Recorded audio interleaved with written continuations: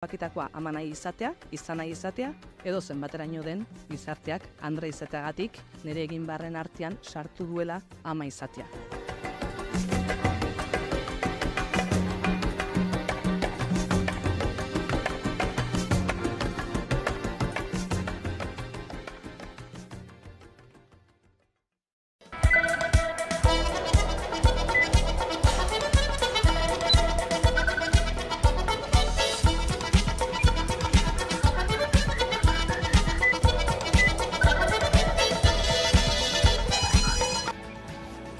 Aitor Zelaia eta Galder Barbado atxilotu zituzten larunbatean Espainiako Auzitegi Nazionalak ezarria zien eta Espainiako Auzitegi Gorenak berretsi zuen lagurteko kartzela zigorra betearazteko. Espetxeratzeko aginduaren borondatezko epea gainditua zuten bi gazteek eta Gasteizko Gobernu Militarreko balkoian agertu ziren biak larunbatean arratsaldeko 5:00.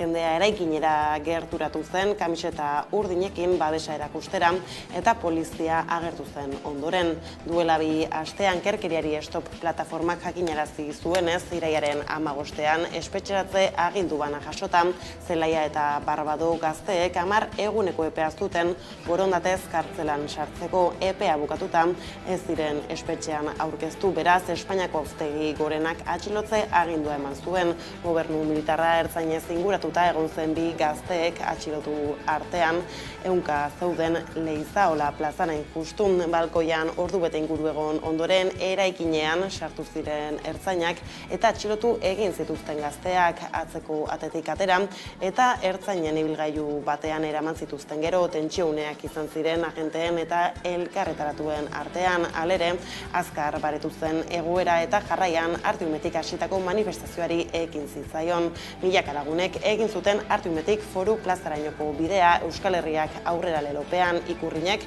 eta Nafarroako banderek apaindu zuten manifestazioa eta aldarri oihuek ez zuten etenik izan ibilbide osoan zehar.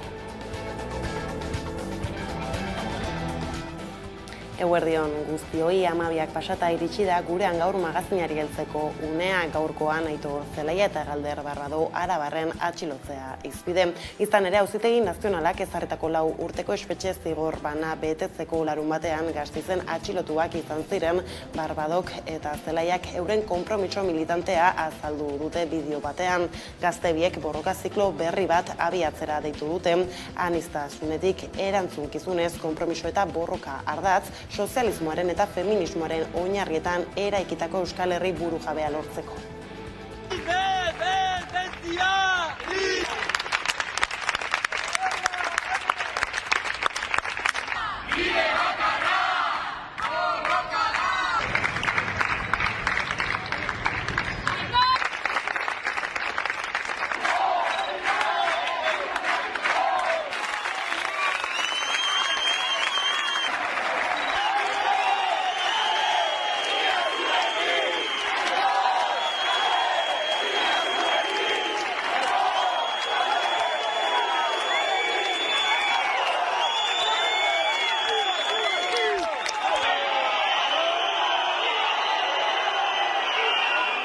Argi daukagu, idatzitako gidoi bat zela, Auzitegi Nazionalak aurretik planifikatua, Euskal militanteak Audientzia Nazionalaren aurrean beti garelako errudun, eta berdin duelako proba falta edo akusazio bidegabeak.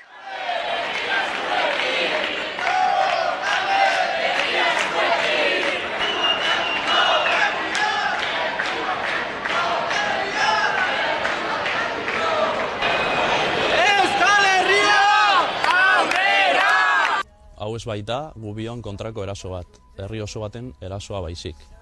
Gubiok borroka kate baten katebegi bat bakarrik ez baikara. Goazen borroka ziklo berri batera, aniztasunetik, erantzukizunez, konpromesuz eta borroka ardatz.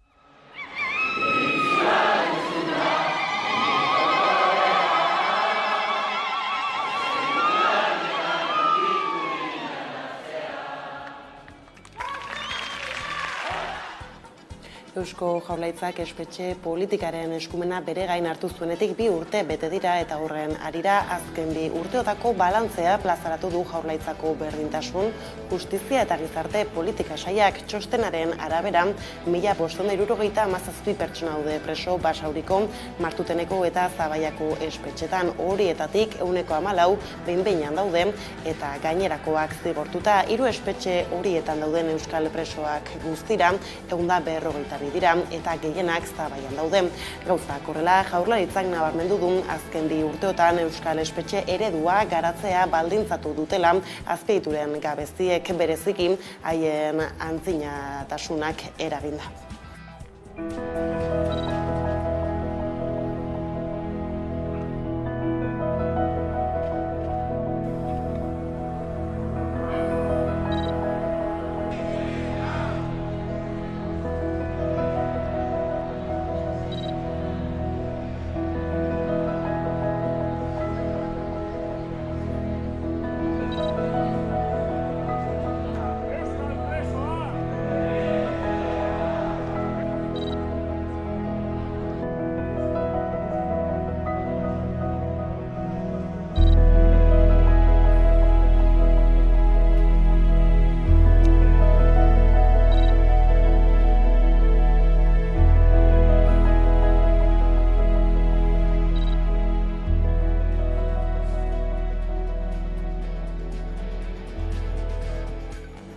Politika arloarekin jarraiki, Kataluniako independentismoak urriaren 1 erreferendumaren 6. urteurrena ospatu zuen atzo, Pedro Sánchezen inbestidurarako negoziazioek asadatutako testuinguru batean.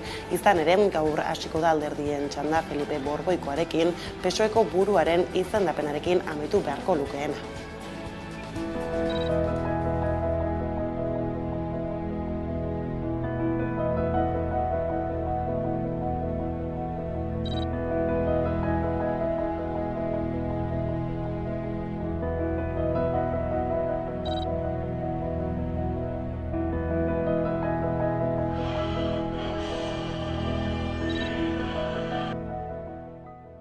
Queda molta feina per fer, però aquest 1 d'octubre l'independentisme torna a mirar endavant, torna a mirar al futur.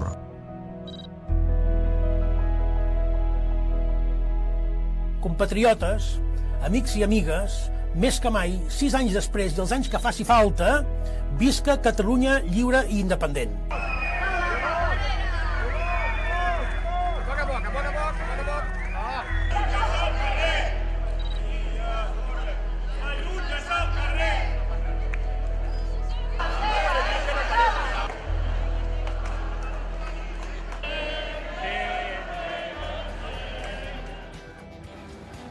Honekin gizarte arlora salto, Zarauzko Santa Ana adinekoen egoitzak amaitutzat eman ditu bere birmoldaketa globalaren lehen 2 etapak eta dagoeneko lanean ari da Gipuzkoako Foru Aldundiarekin batera berritzeko hurrengo etapetan. Horrela, zentroa bat dator Aldundiak lurraldean ezarri nahi duen zainketa eredu berriarekin, pertsonalizazio, berrikuntza eta komunitatearekiko konexio maila handiagoak ari dira bilatzen hain zuzen ere.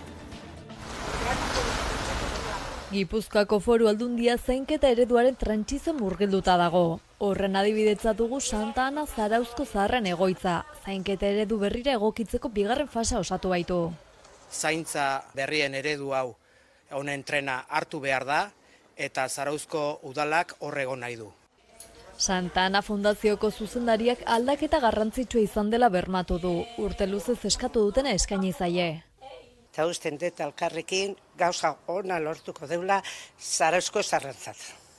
Pertsonalizazio, berrikuntza eta komunitatearekiko konexio maila handiago bateratz bideratu nahi dituzte Gipuzkoako zahar egoitzak.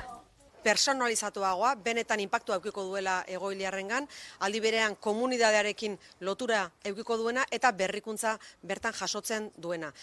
Gipuzkoa osoan gauzatzen ari da egoitza ereduaren trantsizioa. Zarauzko Santa Ana egoitzaz gain beste 19 egoitza daude prozesu betean. Eta duela gutxitik eredu berberarekin adinekoen 2 egoitza berri daude. 2 egoitza berri martxan jarri direla hain justu eredu honetan oinarrituta. Zaintza eredu berria finkatzen ari dira Gipuzkoan, eta jauzi handia eman dute egoitzek. Jauzia zer da? etxean egongo balira bezala zainduta egotea. Legegintzaldi honetarako zaintza eredu berrirako trantsizioa gauzatzea eta lurraldeko gizarte babeseko zentro guztietara zabaltzea da Aldundiaren erabateko lehentasuna. 2 eta 3, venga Maite, hortxe.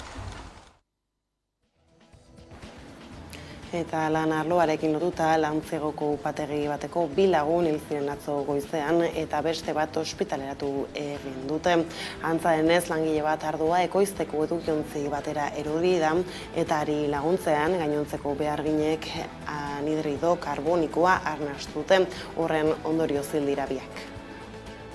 Lantzegoko upategi bateko 2 langile hil ziren igandean lan istripu batean. Langileetako bat ardo biltegira erori zen eta lankidek laguntza ematera joaterakoan gertatu zen ezbeharra. 60 eta 61 urteko gizonek anhidrido karbonikoa, mahatxeek irakitean askatzen duten lurruna arnasterakoan galdu zuten bizitza. Han intentado entre todos sacar de forma manual a la persona que estaba dentro del lago.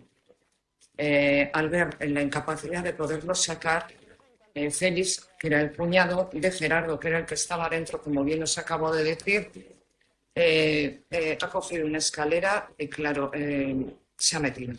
31 urteko beste langile bat ere ospitalera eraman behar izan zuten, zaurituta. Lantzegoko udalak 3 egunetako dolu ofiziala ezarri du. Ezbeharraren ondorio zardua tarteka aipatutan, urak aspaldian zeuden hasita Errioxa jatorri izenaren barruan.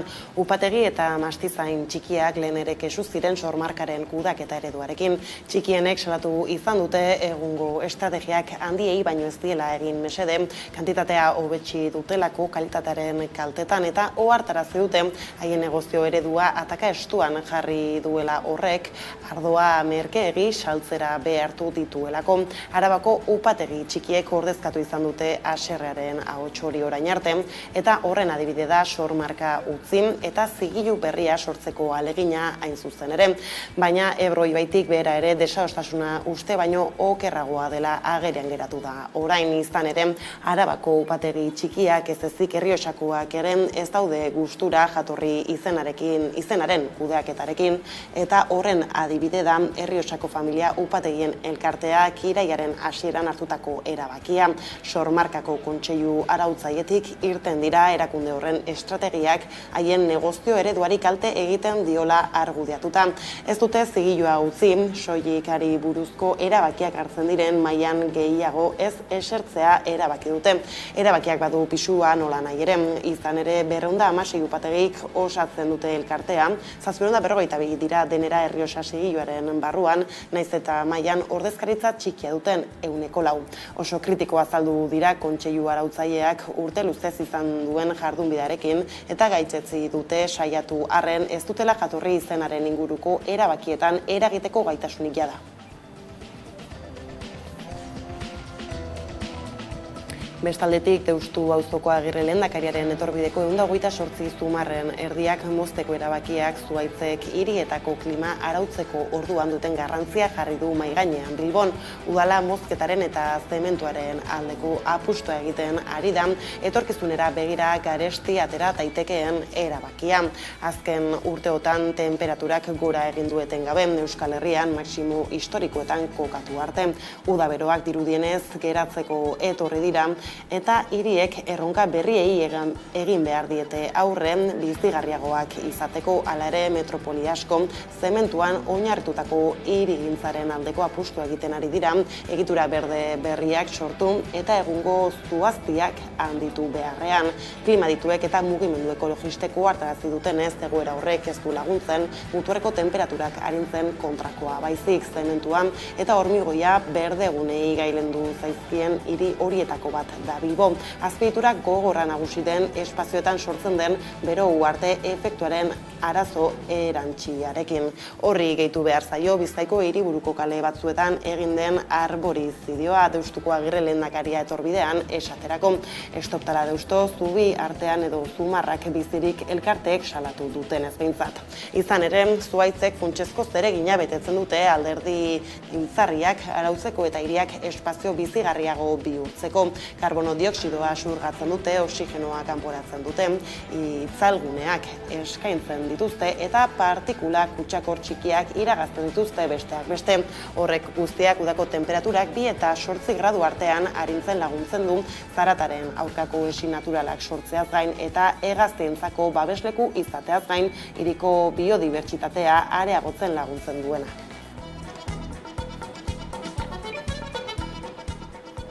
Eta gaiz aldatuta udazken beteko uda giroak ere lagundu du eta jende asko hurbildu zen atzo 2023ko kilometroak jaira Errenteriara. Herriola Leloa ardatz, ekitaldi ugari egin dira urte osoan zehar eta atzo biribildu zen prozesua. Herri egunean izan ziren ekitaldi guztiak eta jai giro ederra nagusitu zen. Hala antolatzaileen hitzetan marea bizi bat izan da Errenteria adi.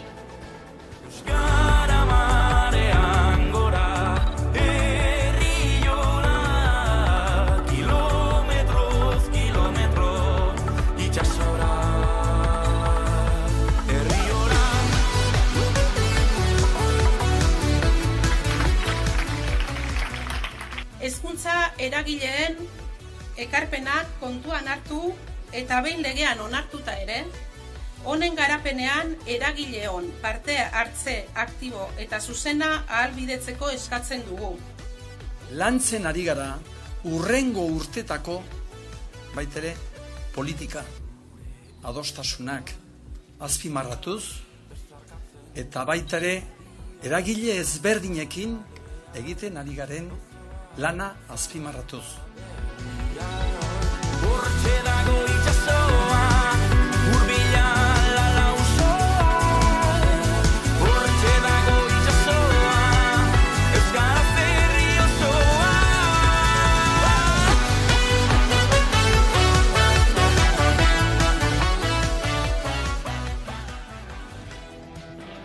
Gipuzkoatik Nafarroara salto agertu dira, ez guztiak, baina bai zenbaitzuk behintzat duela 20 urte Artozki udalerria eraistear zirela eta Itoitzekiko solidarioak taldearen ekimenez elizan erakusketa bat jarri zuten herriari zutik eusteko asmoz antolatu zituzten ekitaldien barruan.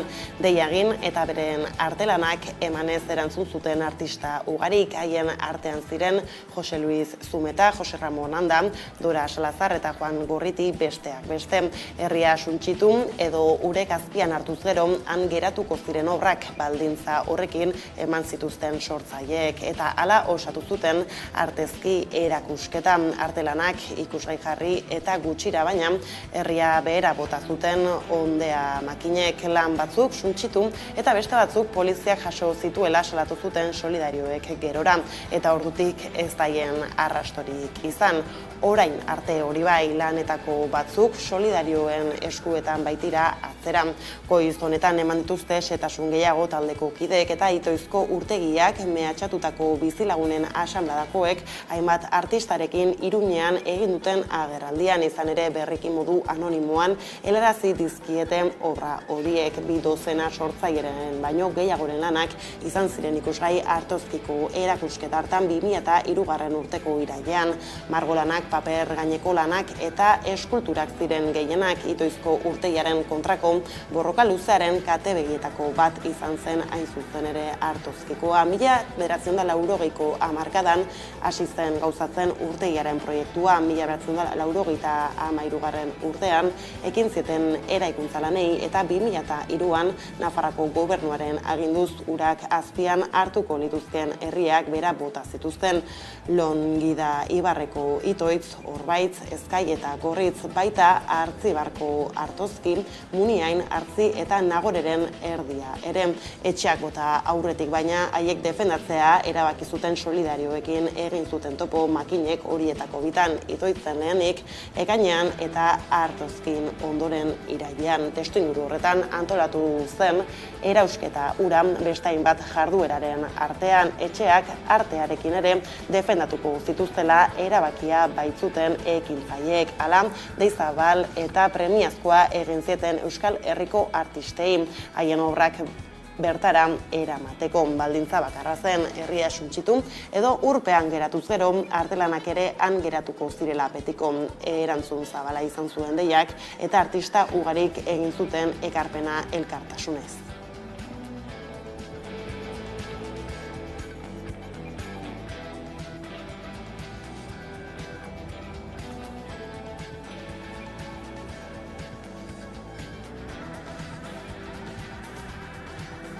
Eta kultur arlora salto Gasteizen, martxan da Afrikaldia, Afrikar zinemen euskal jaialdia gaur eta larunbata bitartean 15 Afrikar herrialde ezberdinetatik jasotako 19 film ikusteko aukera eskainiko digun jaialdiak inaugurazioa arratsaldeko 7etan izango da Europa jauregian.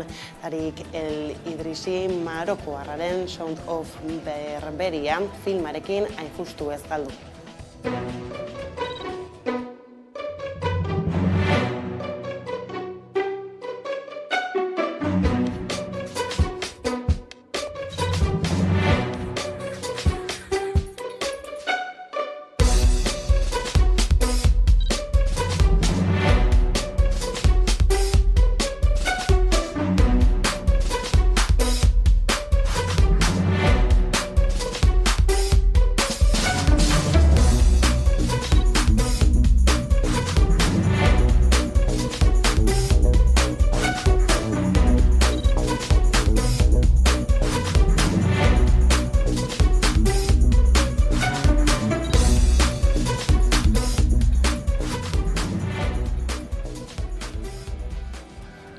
Eta kirolen bueltakoetan sakontzeko azken egunotan jazotakoei heltzeko hain justu kameraren beste aldean dugun Jon Hernandez kirol kazetaria. Kaixo Jon, eguerdion. Kaixo, eguerdion, zer moduz? Kaixo, tira asteko futbolari helduko diogu Jon, Euskal Derbiek hartu dute garrantzi berezia asteburu honetan, batetik Realak hobeto baliatu ditu bere aukerak Atletiken kontrara, eta bestetik Osasunak bere joera aldatu du Mendizorrotzan Alavesen aurrean. Zer utzi dute partida hauek azpimarratzeko? Bai, derbiz beteriko asteburua izan da, dagoeneko. Larunbatean Realak eta Atletikek derbi handia jokatu zuten anoetan, Realak garapena lortu ziru eta huts EA Sports Ligako 8. jardunaldian. Robin Lenormand, Paque Cubo eta Mikel Oyarzabalen golek nagusitu ziren txuri-urdinen alde. Txuri-urdinek eta zuri-gorrien artean anoetan jokatutako azken derbien estatistikak Realaren aldekoak ziren erabat. Atletikek ez baita gai izan Realaren etxean irabazteko aurreko 6 derbietan. Ez da 7. ere ez. Realak gogoa mostratu zen eta sailkapenean bilbotarra gainditzen ditu 5. postuan tokatuz. Atletikek orain 6. da, Getafe eta Realaren aurka garaipena lortu ezina. Eta beste alde batetik ere, esan duzun moduan, Osasunak eta Alavesek aurrez aurreko derbia jokatu zuten atzo Mendizorrotzan. Arnaizek aurretik jarri zituen gorritxoak, 36 minutuan egindako gol bikainari esker, eta 80 eta Alaves bigarren zatia oso 10 jokalariekin jokatzen ari zirenean, Budimirren bigarrena sartu zuen. Alavesek 16. da sailkapenean eta Osasuna 9. postura igotzen da garaipen honi esker. Bestaldetik Saskibaloian, Baskonia gailendu zaio Bilbao Basketi ezta. Jon, nola iragan zen norgehiagoka? Bai, Saskibaloian ere Euskal Derbia bat izan dugu. Eta kasu honetan Baskoniak Zurne Bilbao aurka irabazi zuen larunbatean. Endesa Ligako 3. jardunaldian eta emaitza 82-62 izan zen. Gasteiztarrek euren nagusitasuna erakutsi zuten eta partida hasiera orekatua izan arren aize gailendu ziren. Zurne Bilbao Basketek itxura ona eman zuen lehen zatian, baina minutuek aurrera egin ahala atzean geratzen joan ziren. Joan Peñarroiak zendutako taldeak 3. laurdenean hautsi zuen partida. Finalaldira 9 puntuko aldearekin iritsi ostean. Eta azken laurdenean gauzek bide beretik jarraitu zuten. Baskoniak 28 puntu aldeka ere izan du, baina bilbotarrek reakzio txiki bat izan zuten, amaieran gauzak 20 puntuko diferentzian esartzeko. Ondorioz, esen usteko erik egon eta Buesarenan jokatutako derbi Baskoniak eskuratu zuen. Eta aurreko astean prebia egin zenigun Jon, beraz konexiorekin bukatzeko golfari helduko diogu jarraian, kasu honetan zer dugu oraingo honetan nabarmentzeko? Bai, asteburu handia, golfaren txat eta batez ere gure kontramentzat. Europa 16 eta erdi, 11 eta erdi emaitzarekin nagusitu zitzaion Ameriketako Estatu Batuetako taldeari eta tituloa berretsi du. Buruz buruko neurketetan emaitza estutu du Estatu Batuak, baina ezin izan zuen garaipena bertena banatu. John Ramek puntu erdi lortu zuen Schefflerren aurka atxoko partidan eta orokarrean 4 puntu lortu ditu txapelketa osoan, beraz oso paper garrantzitsua izan zuen. Giroa paregabea izan da Erromako Marco Simon Golf and Country Club zelaian, eta 44ko Ryder Cup edizioa jokatu zen. Europako taldea ostiraletik nagusitu zen eta bere 15. Ryder Cup eskuratu zuen. Estatu Batuak 27 alditan garaitu da eta bakarrik 2 berdindu dute. 1989an eta 1999an. Hurrengo edizioa 2 urte barru izango da 2025an eta berriz ere Estatu Batuetan jokatuko da Filmadale zuzen ere Nueva York estatuan. Bada datozenen zain, informazio guztionekin hemen utzi behar dugu konexioa gaurko zion. Eskerrik asko gurekin tartetxo hau hartzearen hurrengora arte. Eskerrik asko, agur. Azkenean duela 10 urte, Gasteizko 10 ikasle sartu ziren hemen Errekale Horrera okupatzera bertako. 2013ko irailaren 3an 10 gazte Errekale Horreko 26. portalean sartu ziren. Ekintza horrekin Errekale Hor bizirik ekimena hasi zen. Hemendik pasa dira azkenean 100 bizilagun ezberdin eta milaka Euskal Herritarrek eta estatuko beste jendek parte hartu du Errekale Horren zentzu batean. Aldarrikatzen dugu ere Errekale Hor azkenean gasteiztar guztiena izatea. Uste dut Errekale Horrek gasteizentzat suposatzen duela alde batetik irla energetiko hori garela eguzki plakekin eta horrela ez gaudenak sare elektrikora engantzatuta eta orduan ekologismo aldetik ere badaukagu hor zer esana eta beste alde batetik ere Gasteizek aurrerapen asko izan ditu azken urteetan euskararen kontuarekin, baina nik esango nuke bai Gasteizen ere Errekale Hor badela euskararen irla bat. Lehenengo okupazioa burutu zenetik 10 urte pasa dira. 10 urte uste arriskuari eta kanpotik ezarritako trabei aurre egiten. Bizi izan genuen auzokide askok gogoratzen dugun momentu nagusia 2017ko argi mozketa izan zen. Ondoren handik 2 astera ekainaren 3an egin genuen manifestazio izugarria Gasteizen, 10.000 pertsona bildu zirena. Herria bizirik, Errekale Hor bizirik lelopean. Eta horren ondoren egin genuen crowdfundinga 100.000 euro biltzeko aukera izan genuena. Horrei esker egin ahal izan dugu eguzki plaka instalazioa eta horri esker jarraitu ahal izan dugu hemen Errekale Horri bizitzen. Errekale Hor eta Gasteizko bizilagunek auzoaren 10. urteurrena ospatu dute, pasatako momentuak buruan gordeta eta etorkizunera begira. Lan ildo ezberdinak ditugu, azkenean batzuk badira barnera begirakoak, feminismoaren lanketa bat egitea Errekale Horren, euskararen lanketa bat egiten jarraitzea, elikadura buru jabetzarun. Beste alde batetik ere gustatuko litzaiguke ez geratzea soilik barnera begirako lanketa batean, baizik eta Errekale Horrek ere eragitea Gasteizen gertatzen diren gauza ezberdinetan, eta uste hor zer esan handia dugula, adibidez etxebizitzaren auzian.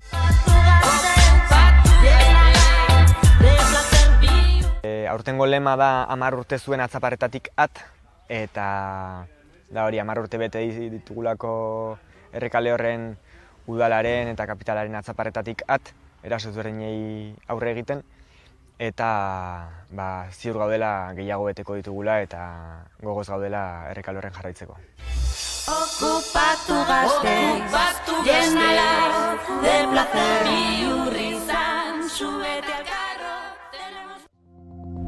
11 telebistak web orri berria du. Aktualitatea, saioak, podcastak, programazioa eta gehiago aurkituko duzue bertan. Unean uneko edukiak zuzenean edo nahieran nahi duzuenean. Edozein tokitatik 11 telebista denon eskura, mugikorrean eta ordenagailuan. Etengabean eguneratzen den informazioa. Hemen 11.eusen.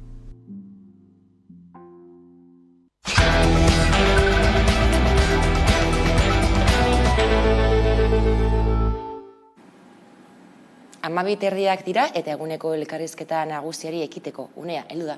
Eta horretarako gaurkoan gurekin dugu Jon Azkune, EHUko irakaslea eta EHUko prekarioen koordinakundeko kidea. Kaixo Jon eta ongi etorri. Kaixo, eskerrik asko. EHUko ikasturtea hasi da irakasle eta ikertzaile lan baldintzen okertzearekin, eta hori zaratzeko dagoeneko mobilizazioak egiten ari zarete. Gaur bertan mobilizazioa izango duzue Bilbon, ordu batetan ingenieritza eskolaren atarian. Izan ere, EHUk usoari buruz egiten duen interpretazioak ekarri du lan baldintzen okertze hori, eta hori salatzeko besteak beste, urriaren 11an greba eguna duzue. Hala da, azkenean 2023an Unibertsitate Lege Orokorra aldatu egin da, eta horrek suposatu duena, batez ere horren interpretazio murritzaileak suposatu duena da unibertsitatearen prekarizazio prozesuan jauzi kualitatibo bat. Hortaz, horri erantzunez, guk gure koordinadora sortu genuen, ekaina amaieran, eta hortik aurrera hainbat mobilizazio eta hainbat dinamika martxan jarri dugu.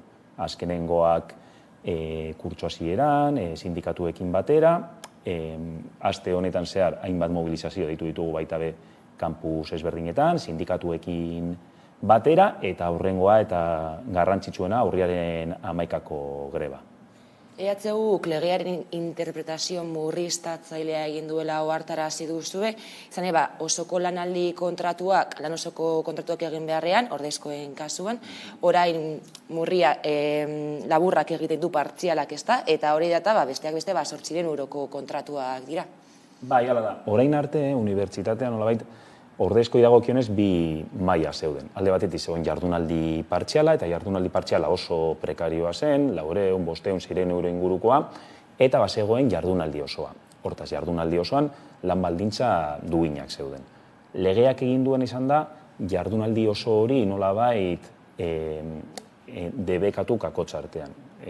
Sartzen duena da, ezin izango dela egin irakaskuntza lanarekin batera ikerketa eta kudeaketa lana. Salbu, ikerketa eta kudeaketa lan hori irakaskuntzarekin harremana baldin badu. Hortaz, guk esaten duguna da, badagoela era zabalago batean interpretatzeko aukera. Hori egingo balitz, egoeraz litzateke aldatuko, hori egin ordez, egin duena izan da unibertsitateak interpretazio oso zurruna egin, eta zan, unibertsitateko irakaslek ez dutela ikerketa eta kudeaketa lanik egingo. Hori unibertsitatean ezinezkoa da. Ikerketa eta irakaskuntza unibertsitateko irakasle batentzat txanpon beraren bi alde besterik ez direlako. Soldata osoaren 130 bakarrik orduko zaie, baina azkenean lan hori egongo da, eta beste irakasle batzuk edo ikertzaile batzuk hartu beharko dute bere gain, euren gain, lan hori. Fikzio bat da. Esaten da, irakasleok jardunaldi horrekin ez dugula ikerketa lanik egingo. Horren ondorioz, irakaskuntza lana besterik ez digutela ordainduko. Errealitatea da, gaur egun, baina baita be, etorkizunean ere unibertsitatean jarraitzeko funtsezkoa dela ikerketa lana. Unibertsitateak eta unibertsitateari loturi dauden kanpo agentziek egiten dutena da gure kurrikuluma aztertu, eta gure kurrikuluma aztertzen dutenean puntu gehien balio duen atala ikerketarena izaten da. Beraz, ez dauka inolako zentzurik adieraztea unibertsitateko irakaslek ez dutela ikerketarik egingo. Ikerketa denean gure jardunaldiaren parte garrantzitsu bat. Horretaz gain, adierazten duguna da, jardunaldi partzial horren bidez, egiten dena da, Euskal Autonomia Erkidego mailan dagoen dekretu bat, 2008an atera zen dekretu bat, erabili, dekretu horren bidez, ordaintzerak orduan, bakarrik aintzat hartzeko, klasean ematen dugun denbora, eta tutoretxetan ematen dugun denbora. Eta guk esaten duguna da, irakasle batek klase batzu prestatzeko denbora behar duela, horretaz gain askotan irakasgai oso ezberdinak prestatu behar ditugula, eta tengabe aldatzen dizkigutela. Beraz, uste dugu unibertsitateak egiten duen interpretazioa oso murritza dela, eta ez dituela beste hainbat atal aintzat hartzen. Ikerketarena nabariena da, eta horrek egiten du soldata inbeste geistea, 2.000 euro inguru izatetik 800 euro izatera, lanzama oso antzekoarekin, eta horretaz gain, aldezarretik zegoen dekretu horrek ere sartzen zituen baldintzak. Ikerketa aipatu duzu, ezta? Ikerketa aitortu gabe geldituko da, baina ikerketa zuentzat ezinbestekoa da, ikerkuntzak puntuak ematen dituelako kurrikulumean, eta hori dela eta gora egiten duzue lan poltsetan. Orduan, kobratu ez duzue kobratuko ikerkuntza, baina egingo duzue. Hala da. unibertsitateak harrotasunez esaten du, Shangaiko rankingean EHU munduko 400 unibertsitate honen artean dagoela. Ranking horretan neurtzen duten adierazle garrantzitsuenetariko bat ikerketa da. Beraz, neurri batean guk ekarpen bat egiten diogu unibertsitateari, ez soilik gure kurrikulumari baizik eta unibertsitateari eta unibertsitate moduan euskal gizarteari orokorrean, baina hemendik aurrera ordezkoak garenok, hau da, kontratu finko bat ez daukagunok, hori doainik musutruk egingo dugu. Orduan, uste dugu ez dela ez bidezkoa eta ez dela zentsu komunekoa ere ez. Era berean, ikasleei ere zuzenean eragingo die horrek, ezta? Adibidez, ikasturtea hasi da eta dagoeneko badaude lan poltsa batzuk, irakasle batzuen postuak bete gabe daudenak. Normalean, pieza bat mugitzen denean, beste pieza guztiak ere mugitzen dira. Hortaz, irakasleen, batez ere ordezkoen lan baldintzak okertzen direnean, jende askok esaten duena da, lan hobea topatuko dut unibertsitatetik kanpo, soldata hobearekin, lan baldintza hobeekin, beraz, askok lanpoltsetatik jasotzen duten deiari ezetza ematen diete. Hori alde batetik. Horrek eragiten duena da, ordezkoak lortzea geroz eta zailagoa izatea. Horretaz gain, erreforma honekin eta unibertsitateak egin duen interpretazioarekin, jada, finkoak diren irakasleek lan gehiago egin beharko dute. Beraz, finkoak direnen lan baldintzak ere okertuko dira. Horretaz gain, aurreko urtean, unibertsitateak jubilatzeko aldez aurretik erritirorako akordio bat egin zuen sindikatuekin, akordio hori bertan bera geratu zen, eta jubilaziorako baldintzak ere gogortu zituen. Beraz, daukagun sentsazioa da, ez dela soilik ordezko irakasleen baldintzak okertu direla, baizik eta ordezko irakasleen baldintzak okertzearekin batera, finkoak direnen baldintzak okertu direla, jubilatu nahi duten horien baldintzak okertu direla, eta orokorrean, eta filosofiko egia izan daiteke, baina ikerketaren eta hezkuntzaren kalitatea okertu dela. Eta horrek eragina dauka, ez soilik langile ongan, baizik eta ikasleengan eta eragina izango du baita be euskal gizartean orokorrean.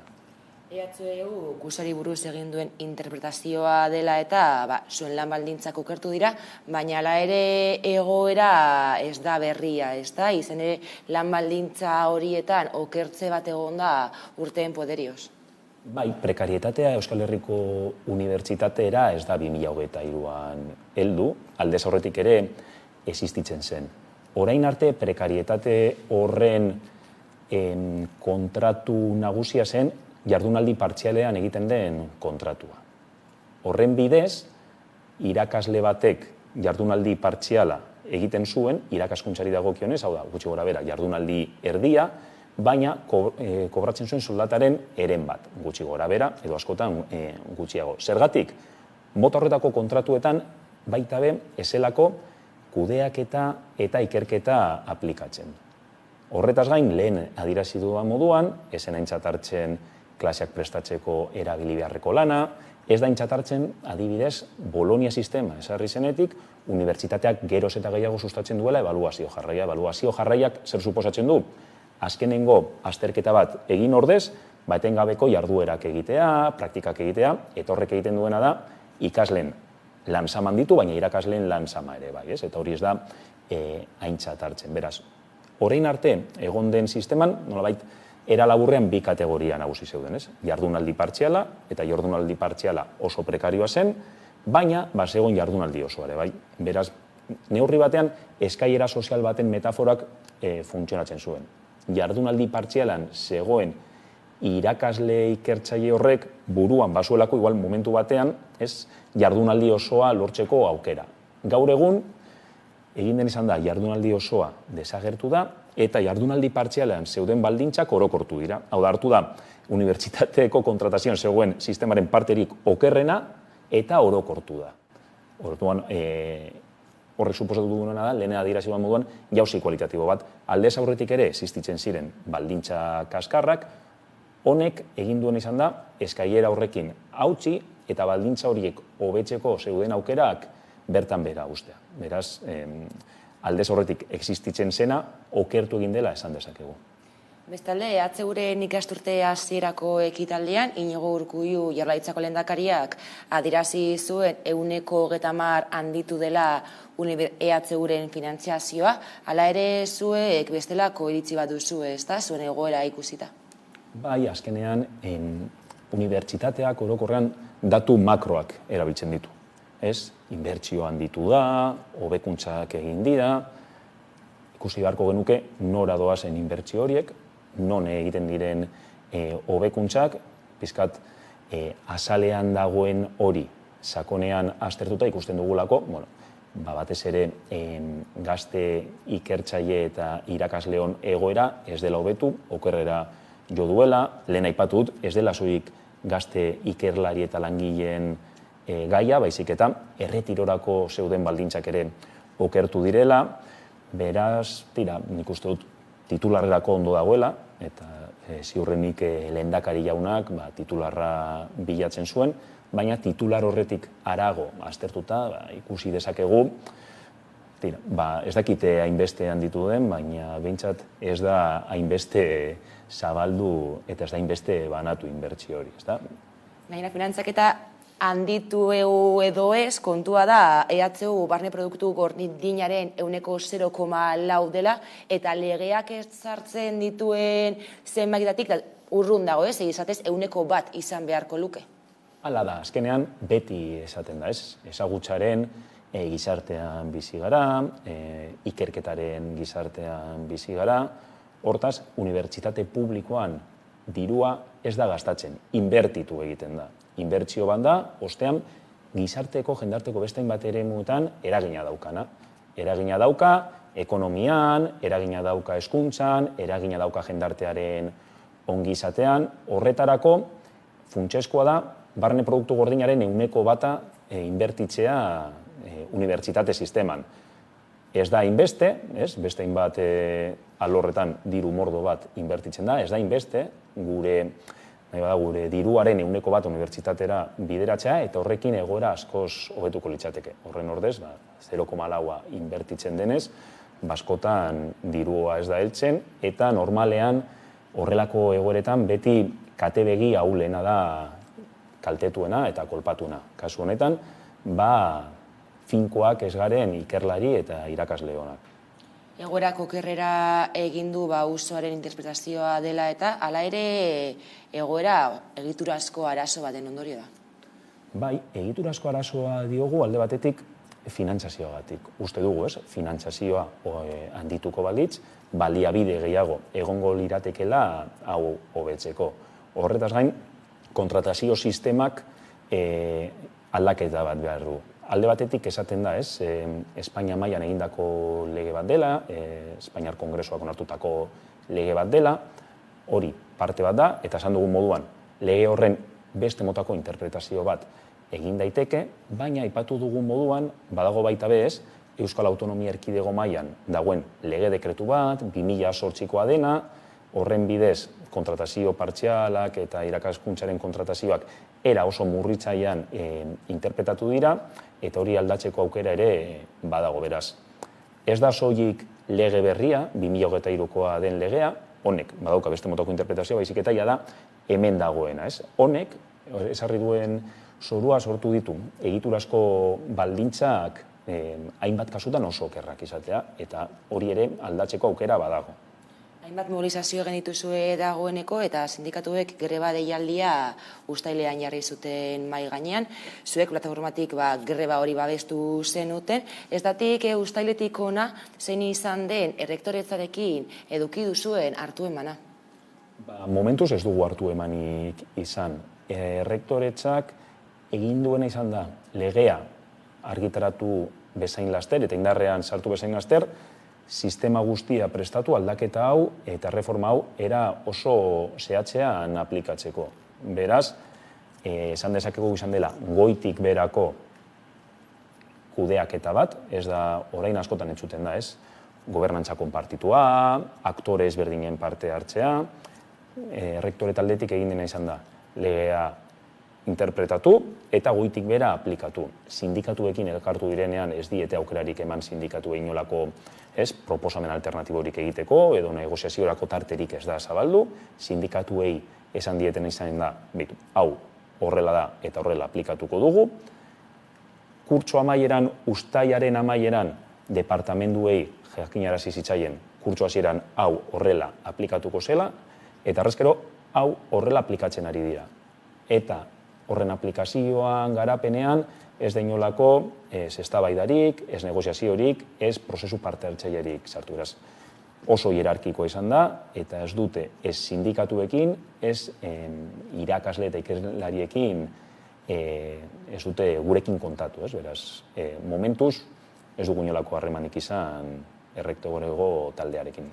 Greba orduan eragiteko modu bat izan daiteke?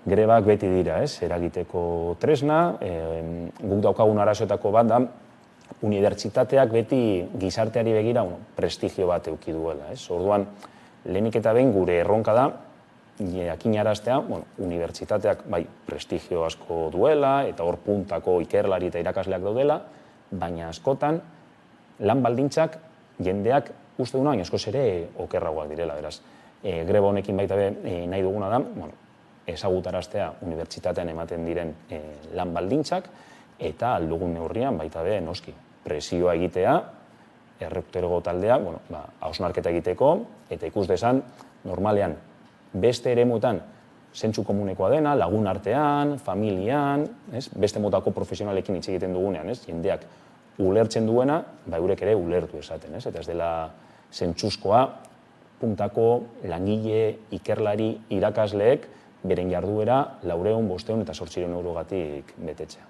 Legearen interpretazioa atzera botatzea exigitzen duzue, baina era berean zaila kornitzeko eta lantaldeak handitzeko ere eskatzen duzue eta burokrazian mugak ere jartzea. Uste duguna da, momentuz hitz egin dugu batez ere ordezkoak diren irakasleon egoerari buruz, baina gure helburua ez da betirako ordezkoak izatea, gure helburua da egunen batean, finkoa izateko aukera izatea. Finkoa izateko egin behar dena da alde batetik, jubilazioak erraztu, orain arte egin ez dena, eta horretaz gain, beharrezkoa den kasuetan, plantilla beharretara egokitzea eta behar den neurrian handitzea. Eta departamentuz departamentu aztertuta ikusi dugu, badagoela hainbat departamentutan plantilla hori handitzeko aukera. Beraz, gure eskaera da, plantillak handitu behar dira, doitu behar dira, baldintza horietara. Horren bidez, zer lortuko dugu? Lortuko dugulako ordezko gutxiago noski behar izatea, lan baldintzak hobeak izatea, eta ikerketarako eta irakaskuntzarako baldintzak orokorrean hobeak izatea. EHUko ordezko irakasleen egoera ez da ona, saldu duzun bezala, horrez gain, lantaldeak handitzea eskatzen duzu, baina baita ere soldata igoerak ez da. Soldatak egia da, igo direla azken urteetan, baina igoera horiek ez dute bizitzaren igoera konpentsatu. Bai, azken urteetan egon diren igoerek eragin dutena da erosalmena galtzea. Horretaz gain, unibertsitateko soldatek funtzionatzen dute askotan merituekin. Egiten dituzun merituen arabera, soldatako betzeko aukera izaten da. Eta normalean, sektore prekarioenek merituen kudeaketa horretan sartzeko aukerak komplikatuago dituzte, batzutan ez dizkiete onartzen ikerketan 6 urtekoak ez dutelako plaza finkorik, orduan, aitortza horiek, aitortza ofizialak direnak, askotan eskatzen dutena da posizio finko bat izatea. Orduan, baita be horrek zaildu egiten du finkoak ez direnen irakasleen egoera. Gora honen berri emateko plataforma ere sortu zenuten, gizarteak zuen egoeraren berri izateko, ez dakit orain arte zein da jaso duzuen babesa? Orokorrean parte hartu dugun foroetan babesa oso zabala izan da. Adibidez, pasaden asteazkenean, hezkuntza batzordean parte hartu genuen, Eusko Legebiltzarrean, eta alderdi politiko guztien babesa jaso genuen. Horretaz gain, hasieratik argi genuen, hau esela ordezko irakasleen gai bat, baizik eta unibertsitate sistema osoari eragiten dion gai bat, eta 1.200 irakasleren babesa jaso genuen, kategoria guztietako irakasleen babesa jaso genuen, eta parte hartzen dugun foro guztietan jendeak babesa ematen digu. Babesa ematen digu, zentzuzkoa delako egiten ditugun aldarrikapenak. Hortaz, momentuz, zentzu horretan pozik gaude, ezagutzen ezen egoera bat ezagutaraztera ematea lortu dugulako, eta horretaz gain, pizkat zabaldu dugun neurrian, foro guztietan babesa jaso dugulako. Mobilizazioak jendetsuak izaten ari dira gainera, eta hemendik 10 egunera greba deialdia duzu, ez dakit aurreikusi dezakezuen zerrolako babesa izan dugu duen grebak.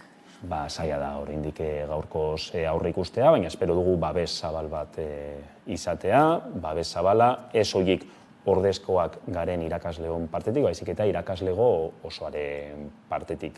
Zergatik, nik uste dut jendeak ulertu duelako, ez dagoela jokoan talde zehatz baten lan baldintzak, baizik eta unibertsitate sistema osoaren arauak eta baldintzak. Beraz, uste dugu babesa zabala izango dela bai. Eta bukatzeko Jon, elkarrizketaren hasieran aipatu du EHUko ikasturtea hasi duzuela mobilizazioekin. Ikasturtea indartsu orduan hasi zarete, ezta, eta borrokan jarraitzeko prestasuna baduzue. Bai, noski. Unibertsitatearen ezaugarrietako banda, kampus ezberdinak daudela, fakultate ezberdinak daudela, eta horrek sustatzen duena askotan isolamendua da. Beraz, askotan zaila da, ez, mota honetako ekintza kolektiboak antolatzea. Hala ere, gure baliabide mugatuekin, baina teknologia berriekin, lortu dugu sare indartsu bat sortzea, eta hainbat mobilizazio egin ditugu eta egingo ditugu kampus ezberdinetan, eta horretaz gain, urrengo urriaren 11ako greba. Ez dakigu greba hori beste batzuen abiapuntua izango den, edo prozesu honen amaiera izango den. Eta nik uste dute erantzuna errektoregoak emango digula. Eskerrik asko Jon Azkune, EHUko irakaslea eta EHUko prekarioen koordinakundeko kidea, gurekin izateagatik eta zuen egoeraren berri emateagatik. Eskerrik asko zuei, plazer bat izan da.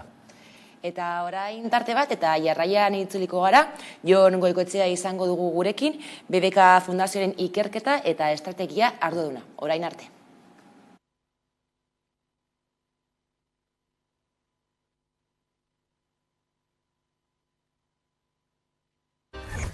Ongi etorriak hemen saiora, amatasuna eta feminismoa uztartzen arilkatzen gora bera gabiltzan saioa. Oraindik ere ainoikoa zaigun bikote harremanik gabe ama izatea erabakizuen Maitanek.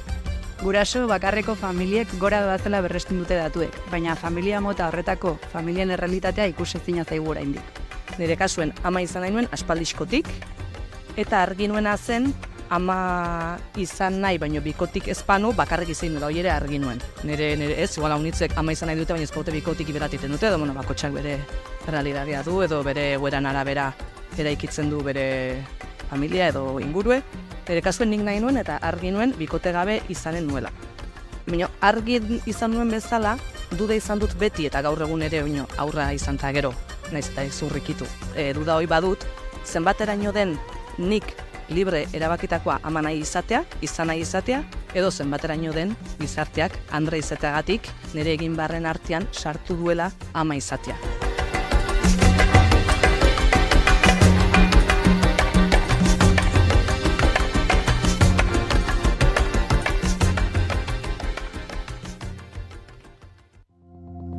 Amaika telebistak web orri berria du. Aktualitatea, saioak, podcastak, programazioa eta gehiago aurkituko duzue bertan. Unean uniko edukiak zuzenean edo nahieran nahi duzuenean. Edozein tokitatik Amaika telebista denon eskura, mugikorrean eta ordenagailuan. Etengabean eguneratzen den informazioa. Hemen amaika.eusen. Kaixo lagunok, zen moduz, hemen Aimarra Ejita Gatibutik eta gure bideoklip berria EH distopikala aurkeztean aturkizue. Bizi musika saioan ikusi dezakezue Amaika telebistan. Aupa zuek!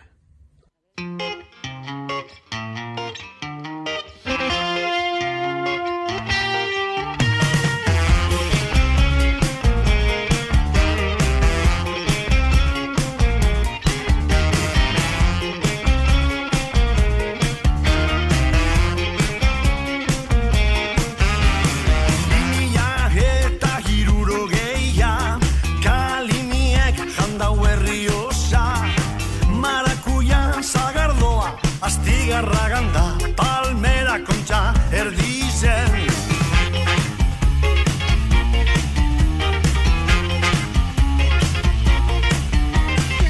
Labeldun marihuani araban, iratinko alak eukaliptoetan, abenduko zubiberoan, feria de abril, Durango, da Pedro,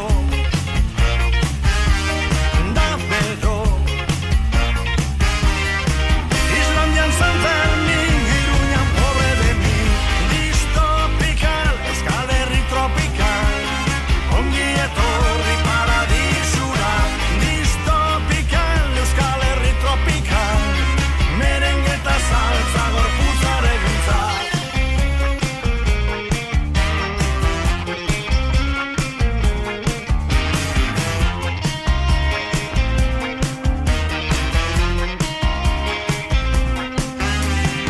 Surfista Koñatiko plazan, Maria Gora, Maria Bera, Espainiako basamortuen, erean dauz gameluek, da bedo,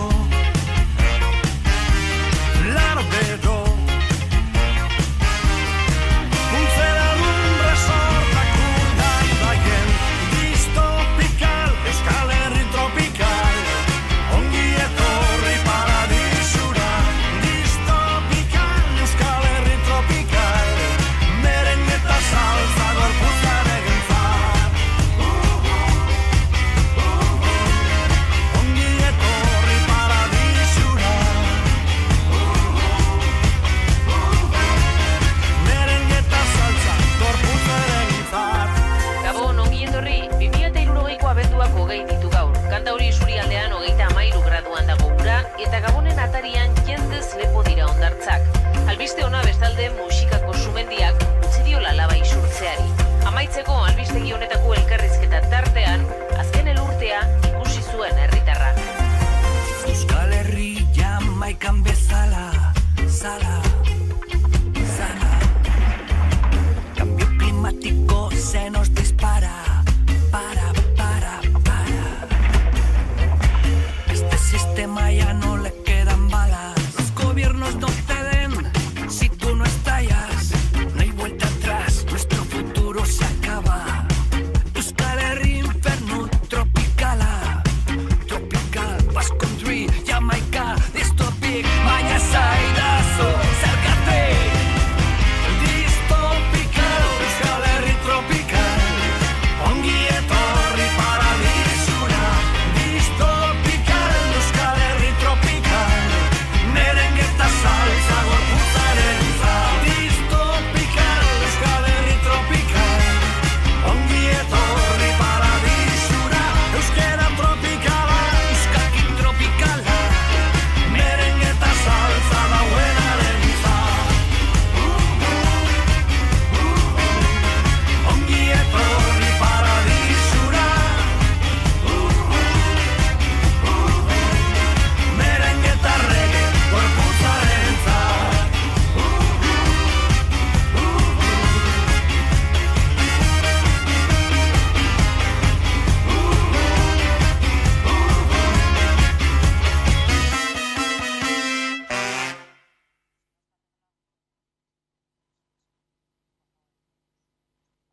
Eta plazerra da zuekin egotea saio honetan, Gu Andereak abestia aurkeztuz ahalduntzeari buruz hitz egiten duen abesti honekin, beraz animatzen zaituztet bizi musika saioa ikustera.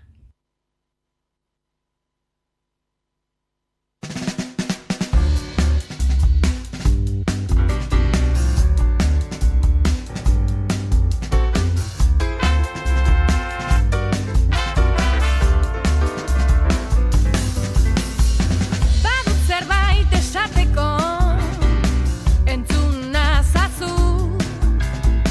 bota hauek ibiltzeko, egin izan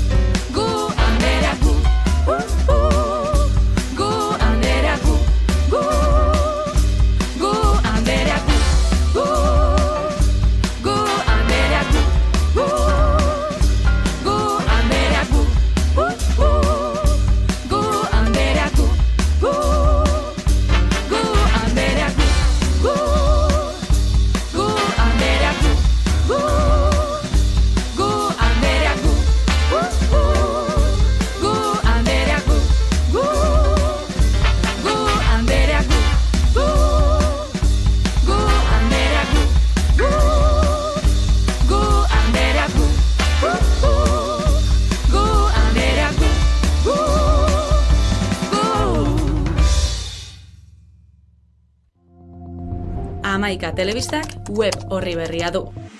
Aktualitatea, saioak, podcastak, programazioa eta gehiago aurkituko duzue bertan. Unean, uneko edukiak zuzenean edo nahieran, nahi duzuenean. Edozein tokitatik Hamaika Telebista denon eskura, mugikorrean eta ordenagailuan. Etengabean eguneratzen den informazioa. Hemen hamaika.eusen.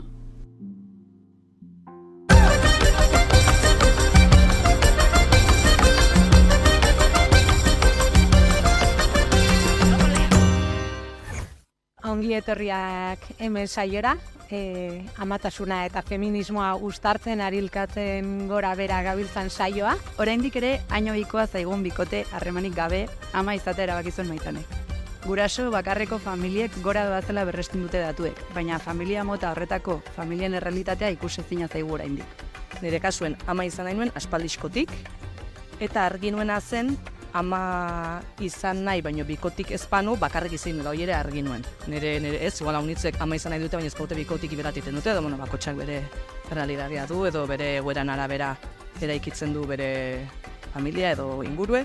Nire kasuen nik nahi nuen eta argi nuen bikote gabe izanen nuela. Baina argi izan nuen bezala, duda izan dut beti eta gaur egun ere oino aurra izan ta gero, naiz eta ez urrikitu. Duda hori badut, zenbateraino den nik libre erabakitakoa ama nahi izatea, izan nahi izatea, edo zenbateraino den gizarteak andre izateagatik nire egin barren artean sartu duela ama izatea.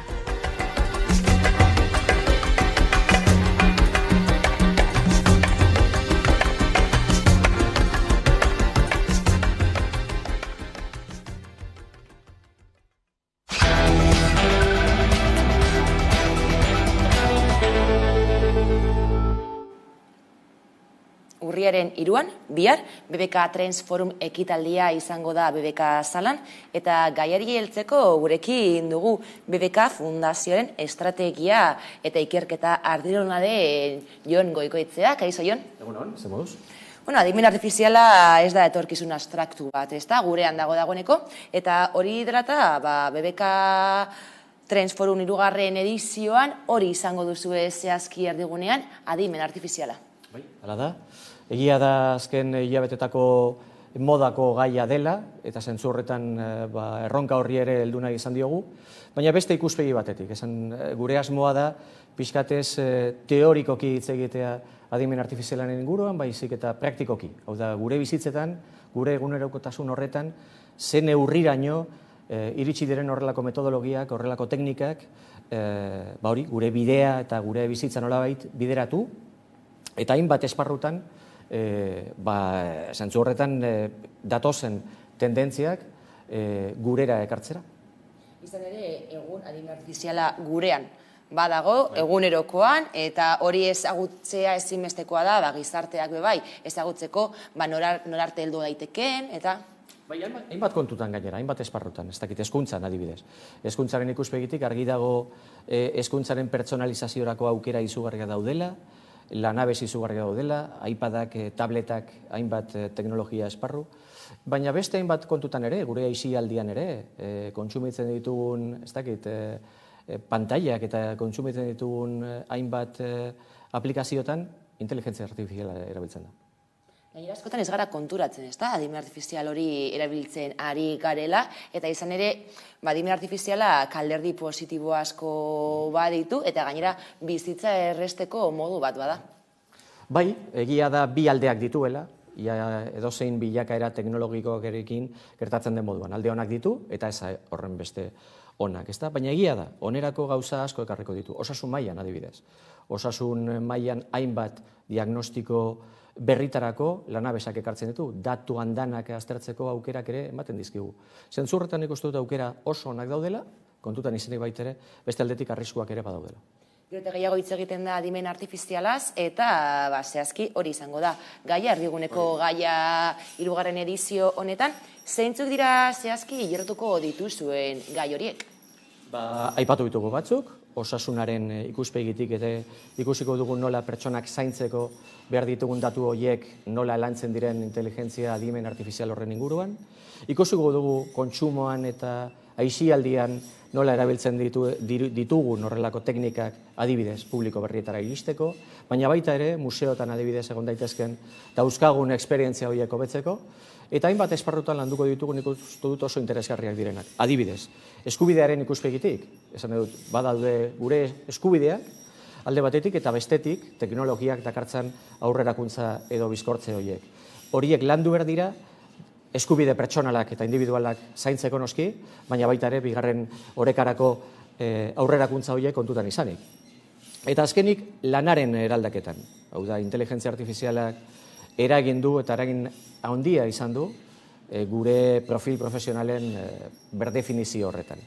Horiek izango dira gutxi gora bera, ardatzak, biharko jardunaldi horretan. Eta gai horietan sakontzeko egitarau oparo antolatu duzue eta hainbat gonbidatu izango dituzue? 10 guztira, eta gai guzti horiek jorratuko dituztenak. Nik uste dut gainera nolabait esateko gurera ekarri dugu gure ikuspegia eta jardunaldiaren ardatzak. Gustatuko litzaigukena da proiektu konkretuak eta gure ekosistemak lantzen diren proiektuak azaltzea, eta hori egin dugu.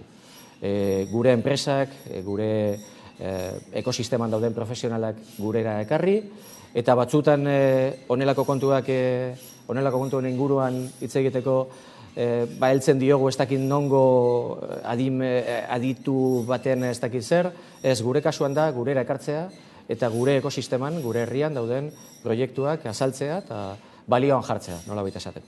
Gainera, ekitaldia zuzenean, aurrez aurre eta online bidez jarraitzeko aukera egongo da. Bai, gero eta gehiago, gainera oso kontu berezia da, historikoki eventoak nahiko garrantzia izan dute gurean, baina gero eta gehiago jendeak eskatzen du malgutasun hori izatea, eta online ere jarraitzeko aukera izatea. Eta streaming bitartez, kasu honetan adibidez, dauzkagun izen emate guztien 40% streaming bitartez jarraituko dute. Eta bueno, interesgarria da hori ere.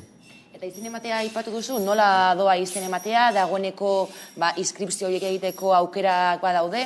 Badaude, dena den, 300 pertsona dauzkagu ja izen emanda bi euskarritan, presentziala eta streaming bitartez kontutan izan da, eta bbkeus-en gure web horrian ikusi daiteke pixkator izen ematerako formulario moduko bat, eta doan bihar egongo gara, han nahi duenaren zain. Orduan izen ematea oraindik badago abian, eta orduan ez dakit ikuslei mezu bat horietan parte hartzeko. Konsu honetan gai honen eta pilpilean dagoen gai honen inguruan pixkat gehiago ezagutu nahi badute, eta noski ez bakarrik ezagutzea baizik eta herri honetan dauden hainbat proiektu, adimen artifizialaren inguruan dauden hainbat proiektu ezagutu nahi badute, gonbitea hor dago. Gaur gonbitea orduan, eskerrik asko Jon Goikoetxea, BBK Fundazioaren ikerketa eta estrategia arduraduna. Mila esker zuei. Eta hori gogoratzearren, bihar bertan BBK Trends Forum ekitaldia izango dugula. Eskerrik asko. Egongo gara. Eta orain tarte bat, eta jarraian itzuliko gara solasaldiarekin, gaurkoan gurekin izango ditugu Izar Castillo eta Esti Linares. Orain arte. Hamaika telebistak web orri berria du. Aktualitatea, saioak, podcastak, programazioa eta gehiago aurkituko duzue bertan. Unean, uneko edukiak zuzenean edo nahieran, nahi duzuenean. Edozein tokitatik Hamaika telebista denon eskura, mugikorrean eta ordenagailuan. Etengabean eguneratzen den informazioa. Hemen hamaika.eusen.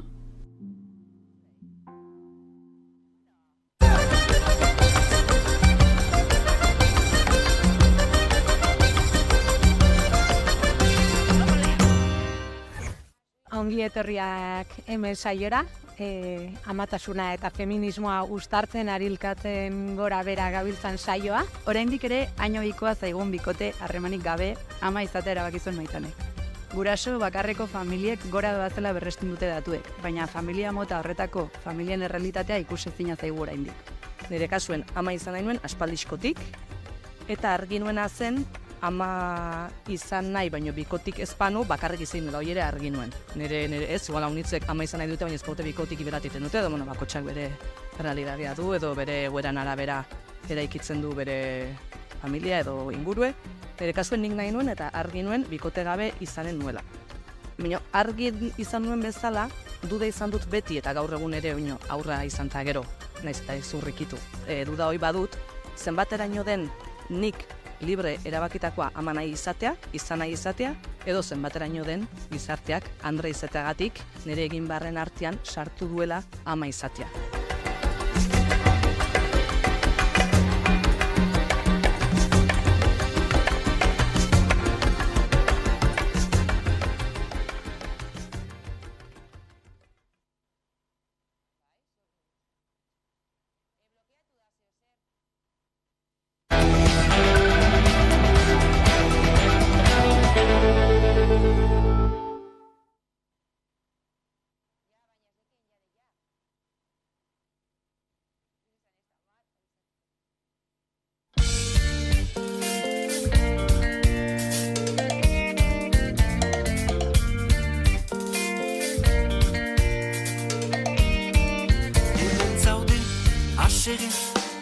Oreka bat txekatzen akatxau tapatzen Jauzi, eguneroko gogaitasunaren legean Jauzi, abisatu zintugun denbora ezela galkoa Jauzi, ez ginen agitu erori zirenean Abisuak emanaren burutik joaiten zira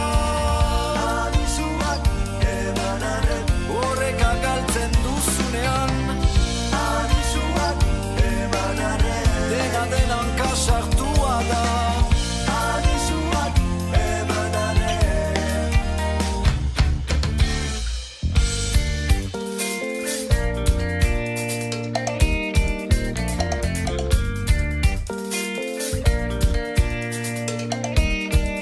Hasi zinen, azten Batean gixara meskile gizinela Moztu, kendu dizkizute zure galme hatxagarria Moztu, abisatu zaitugu aske izan baliozko dela Moztu, ez ginen agitu egotu zirenean Abisuak emanaren burutik joaiten zira Abisuak emanaren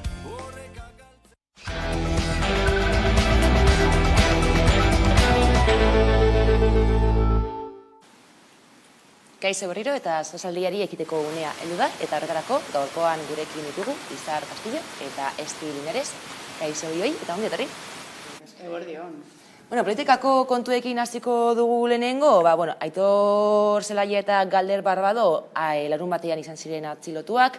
Imaginatzen dut irudien bat ikusi duzuela atziloketa horren irudiak, gero atziloketaren ondoren manifestazio jendetsua egin zuten Gasteizen bertan, eta orain bideo bat jarriko dugu beste eguneko larun bateko manifestazio eta atziloketako irudiekin eta jarraian helduko diogu gaiari.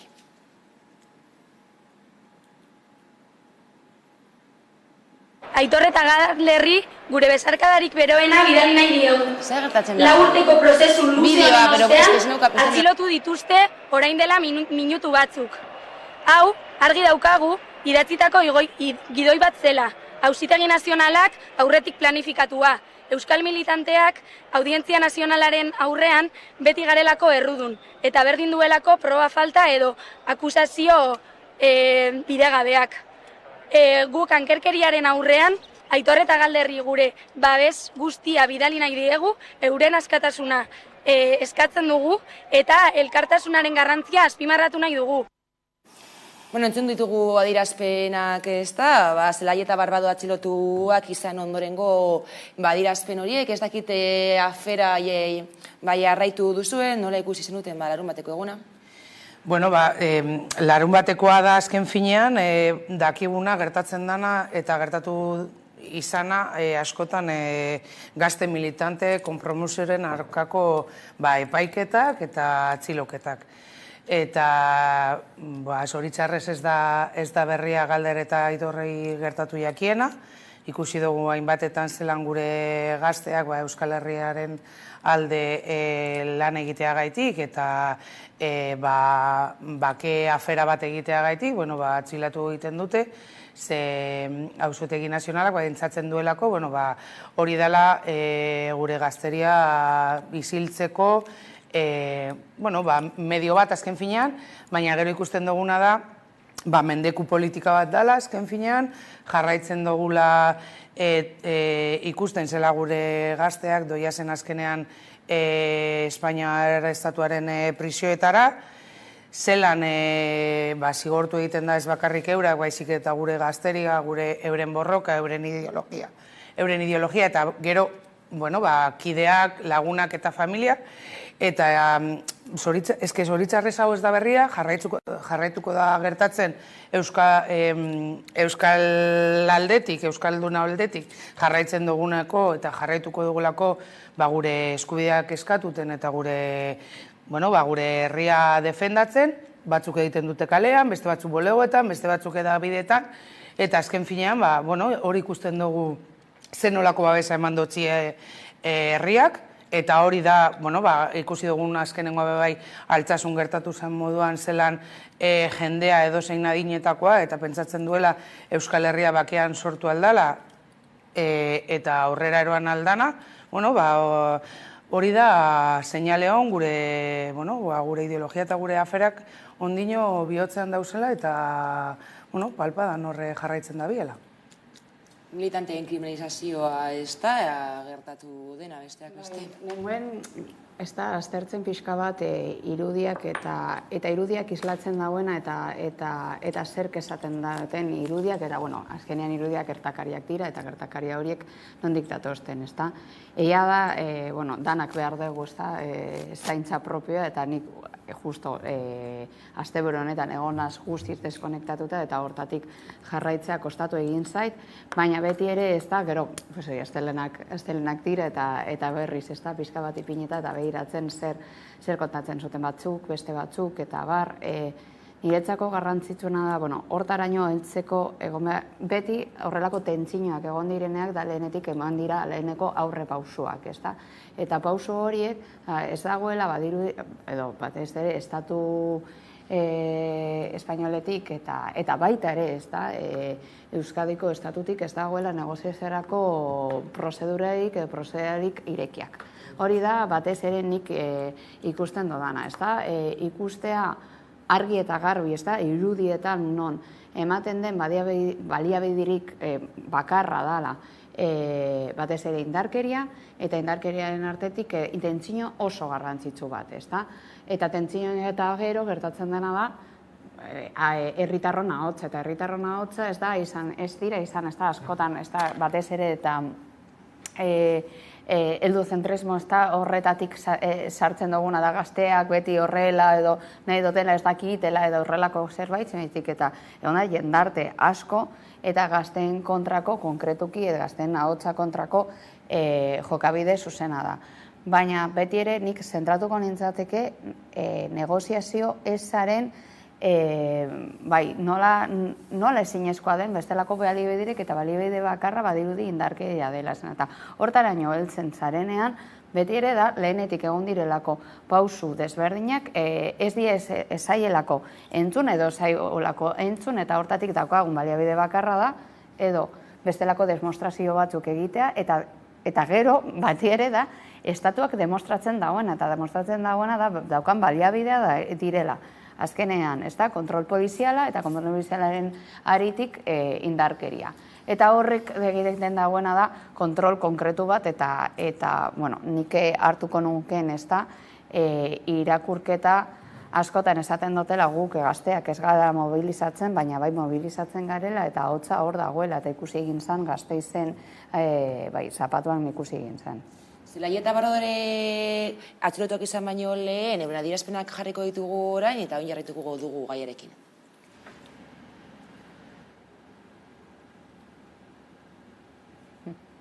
Bihotzez, eskerrik asko. Eta bide beretik doakiela gure besarkada eta elkartasun sentituena, azken urte eta hilabeteetan jasartuak izaten jarraitzen duten euskal militante guztiei. Hau ez baita gubion kontrako eraso bat, herri oso baten erasoa baizik. Gubiok borroka kate baten katebegi bat bakarrik ez baikara. Artikulatu ditzagun beraz, borroka herritarrak, saretu gaitezen eta goazen nazio askapen mugimendua subjetu, kapitalismo eta patriarkatuari aurre egin eta guztion batasunaz Euskal Herria feminista eta sozialista irabaztera. Goazen borroka ziklo berri batera, aniztasunetik, erantzukizunez, konpromesuz eta borroka ardatz. Independentziaz, sozialismoaz eta feminismoaz, gora Euskal Herria askatuta. Borroka ziklo berria aipatu zuten eta euren kontrako eraso bat izan beharrean, herri baten kontrako erasoa dela. Horrez gain, galdetu nahi dizuet, kontua da hori, atziloketaren irudietan, ikusten da nola, Aitor eta Galder atzilotzen dituzten, eta behin hori gertatu ostean, ertzainak bueltatzen dira balkoira, eta Nafarroako eta Ikurrina hartzen duten biak, eta gainera deigarria da, ez da, ertzainek badute jantzita Ikurrina soinean. Nik ez dakit, ez da, gauza bat da, niri hori adibidez, deigarria iruditen zait, eta badakigu, euskal sentimentua eta ideologiaren kontra dauzen ertzainak dauzela. Eta zabaltzen dute eta daude sindikatu baten afiliatutak, orduan badakigu hori existitu egiten dela ertzaina barruan. Ze gauza bat da, zu izatea azkenean mendekua, aginte baten menpe eta izana izatea, hartu eixue Ikurrak eta kendu eixue, gauza bat da, kentzea, lasaitasunez, baina igertzen da zelan Ikurrina hartzerakoan, dagoan morru bat. Hor da, ikus deizuen, ez zaituela nahi eta gainera aurrean izango baitu zuela.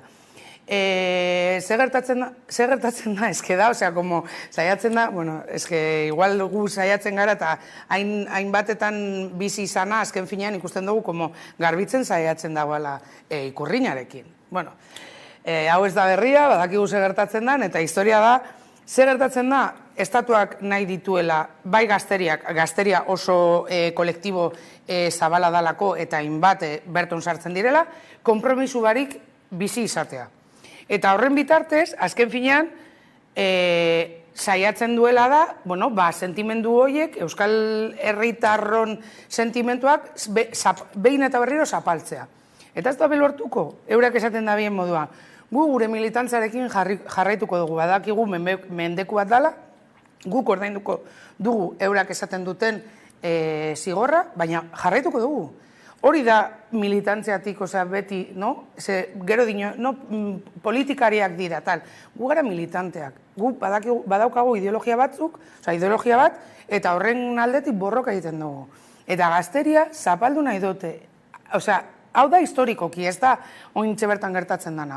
Eurak deitzen dana, la cabeza de turko moduan, hartuko dabez, hartuko ditugu hauek, beste batzuk izango dute atzilotuta eta violazioak sortuko dituzte ikusi dugun moduan emakumeon kontra, torturak egongo direla, eta espero dugu behintzat, Galder eta Aitorrek, torturarik salatu ez izatea denborarekin, baina niretzako bai tortura bat da, jakitea prozesua, 4 urte izan dituela, inolako frogabarik, montai bat izan dela, Altsasuko gazteen moduen, eta hainbat Euskal Herritarron kontran moduen, eta hori bai tortura bat da, behintzat psikologikoa. Ze gertatzen da, gertatuko da zurekin, zure bizitzarekin, zure lanarekin, zure familiarekin, eta hori da mendekua.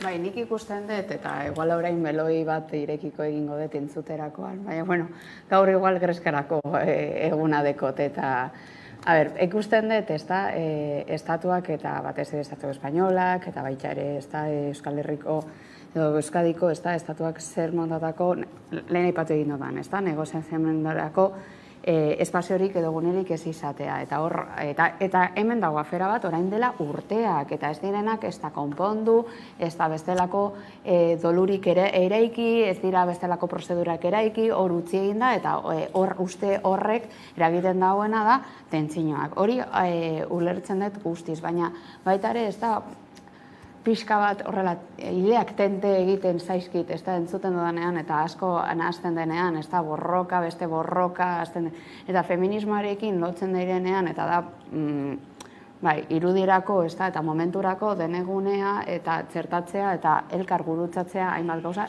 feminismoa elkar gurutzatzen dut nire bizitzan eta prozedura guztietan, baina baita ere euskal militantzia androzentrismoa da. kontuz horregaz. Eta ikusten ditudanean, horrelako adierazpenak eta batez ere, gizonezkoak, bai leku batetatik eta bai bestetik, ikusten dana da, oraindik ere kontuz hainbat adierazpenekin, non uste dut baita ere autokritikak egon behar direla baita ere barnetik eta gure barnetik. Eta entzun dodanean, batez ere haien adierazpenak, esan dut, ongi da, plasmatzea, interpelatzea, baina beti ere haien berarengan hartzea feminismoaren mugimendua eta patriarkatua eta ni begiratzen bakarrik irudia pentsatu egin dut. Ez dakit benetan hau guzti txertatuta eta ondo landuta daukate haien berarengan. Hortan, kontuz baita ere, batez ere adierazpenengatik zen eta askotan, batez haiengatik zen eta haiek badaukate borrokatzeko gunerik eta ahotza inpintzeko erdigunean, zen eta egon dira prozedurak eta Izarre komentatzen zuen moduan, legeak guztiz apustu egin dituztenak eta hortatik eta daukate legitimitate guztia haien egoera salatzeko. Baina baita ere uste dut, eta nik ez banean esaten ez nintzateke tranquil geratuko, uste dut hainbat gauzak erdigunean ipintzeko, bidea da feminismoan nik usten dut eta uste dut izan badela gure erdiguneko gauzak egiteko, baina gauzak egiteko justu euskal militantzia honi buruz gauza asko ikasi eta irakurri esaten dodanean ez liburuak baita ere, baina ez bakarrik hori baizik eta haien barrumeak nola dauden eraikituta, nortzuk hartzen dute ezten erabakiak, eta bai, asambleadetan egon garenok eta bar, badakigu, kostau egin zaidala horrelako adierazpenak entzutea, ikusita beti ere horretarako, bestelako prozedurak beharko direla. Hala ez da guztiz ere, aferari lotuz, uste dut, bai garrantzitsua dela, negozioa, batez ere, legetik kanpo geratzen diren hainbat egoera salatzea eta bestelako prozedurak eramatea eta argi dago nola daukagun estatua, eta baita ere endozentrikoa dela, baina nola dagoen orain estatua, ez dagoela biderik horretarako, eta ikusten den baliabide bakarra edo irtenbide bakarra da indarkeria eta nortzuk gainera emoten dituzten, nortzuk eragiten duten indarkeri hori. Zer gaitu nahi duzun, Isa? Guztiz adoz esanarekin, ze ematen dau, eta hori oso meloi potentea da dakogun mai gainean eskerreko mogimentuetan eta eskera bertzalean, ze azken finean eskertiarra izatean ez dutzu automatikoki feminista egiten eta antiarrazistarik bez. Nik hori beste meloi bat gehituko nioke, ze hainbat eskerreko jendeari entzuten dotzazu, eske, halako gauzak. Orduan, niri bebai, adierazpenak beharrezkoak dirana eta, baina gero, zen nondik eraikitzen diren gizonek, nondik jartzen duten mai gainean feminismoa erabiltzea, bere zera, egiteko Euskal Herria feminista izan behar dela, baina gero nondik kudeatzen da, zelan kudeatzen da, eta nortzuk kudeatzen dute, eta hori ez gauza batekin ez nagoen ados. Ze Eusko Jaurlaritzak bai egin zituela bestelako prozedurak, ez dakiko goratzen zaren, saiatu zirenean esaten hitzaldiak emango zituztela etako biktimen inguruan institutoetan, eta bar, zenolako prozedura da hori, ze azken finean egiten duzuna da, bakarrik alde bat kontau. Ze galeko biktiman dauz, Grapoko biktiman non dauz, hainbat estatuko terroristen taldeen biktiman non dauz. Hortik hasten garenean, eta parikide jartzen dugunean, batzuk besteen hitzaldiak bertara, edonora eroatera, orduan pentsatu aldugu, prozedurak benetan, lagungarriak izan aldirela, bakea lortzeko. Ze nik esan neban, ni ama moduan, nire umei, bakarrik eta biktimen hitzaldiak ematen badotzi, barkaidazue, baina ez. Ez dute entzungo. Zentzun aldute, baina non dauzde besteak. Ze torturatuak Lasa eta Zabalaren hilketak. Ni nahi dut horiek bebai entzutea nire menpe dauzen erantzunkizunak, bebai pertsona horiek entzun dezaten zenolakoa izan da gure historioa. Zenolakoa zenolako borroka egondan gure gazterian aldetik eta zenolako ondorioak izan dute bere ez bakarrik, bere inguruentzako, baizik eta euren bizitzanko. Orduan, hori prozedura planteatzen badu inoiz Eusko Jaurlaritzak holan izatea, gauzak behar bada saiatuko dira eta joango dira beste bide batetik. Baina bitartean ikusiko dugu beti izango dela mendeku bidea. Ez dago beste bat mai gainean jarriko.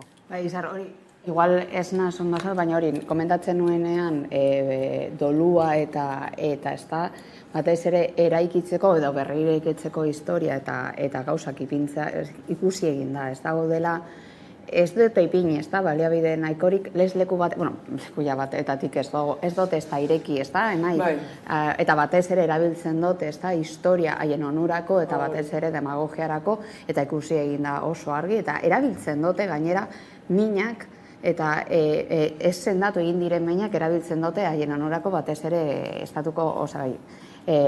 estatuaren aldetik, ez da, baina bai, Euskadi, bai, erabili izan dira bestelako baliabideak, baina baliabideak beti ere alde batekoak, eta horrek ez dau eraikitzen, berreraikitzen bestelako historia, eta non, historia azken finean da zerbait egon beharko litzaketena, ez da, guztiz eztabaida modun, ez da, bata bestearekin eta berreikitze horretan, ez da, zen eta bestela gure bizitzan zehar, ez da, kontau egin digutenak historiak, izan dira, azkenean, bai, eta berriro ekarrita, ez da, gizon zuriak eta irabazleak.